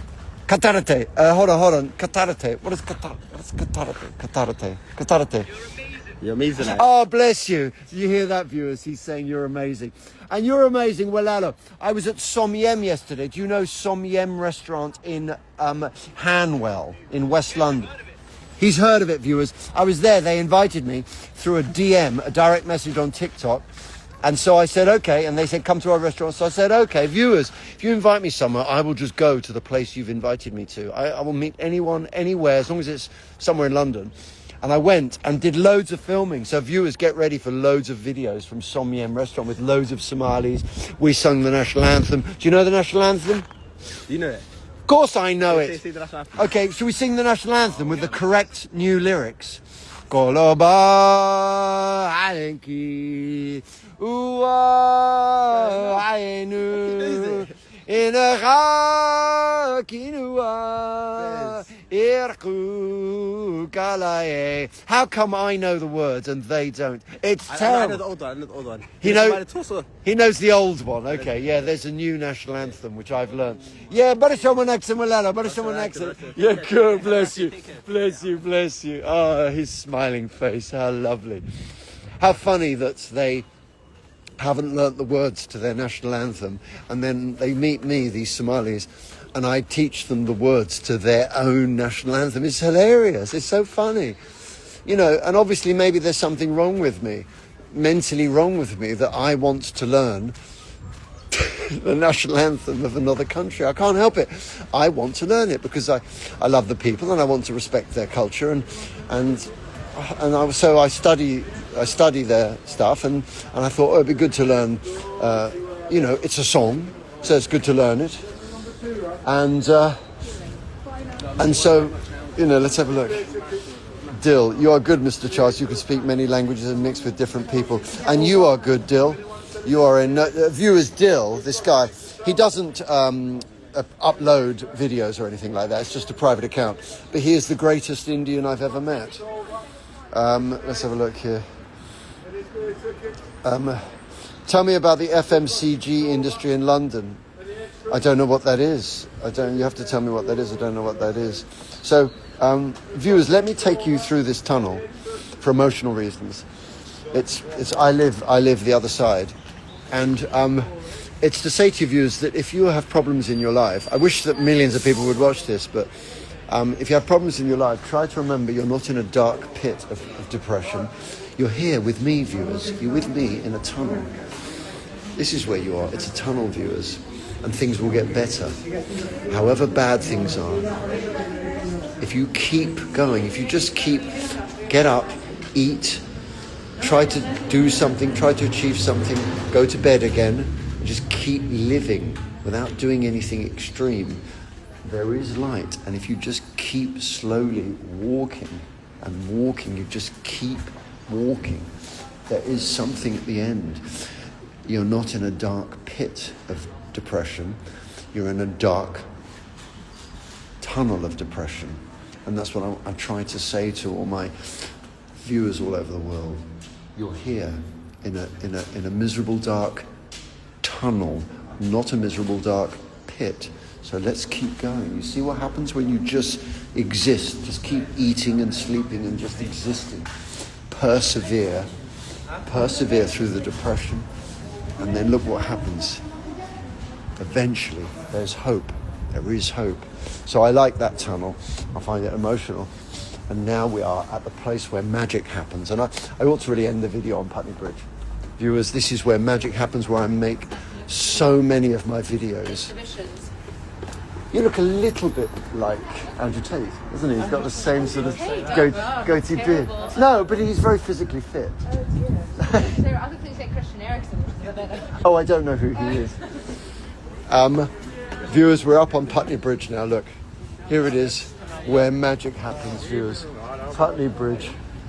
Look, Putney Bridge with all the traffic, where magic happens, viewers. Where I make so many of my videos, and I'll sort of end the video now, the live stream now. And so here it is, viewers, the famous bridge where I do so much of my filming.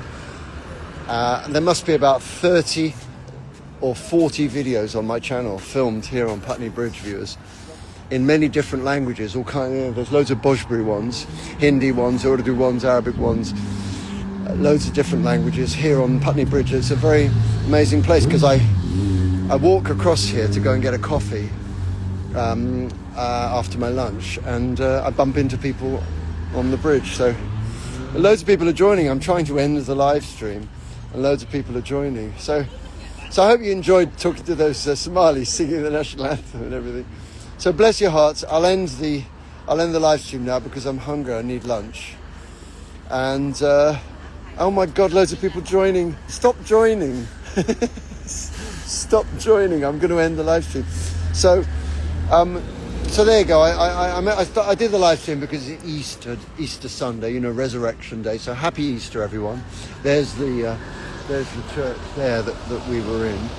So happy Easter from Putney Bridge, and God bless all of you.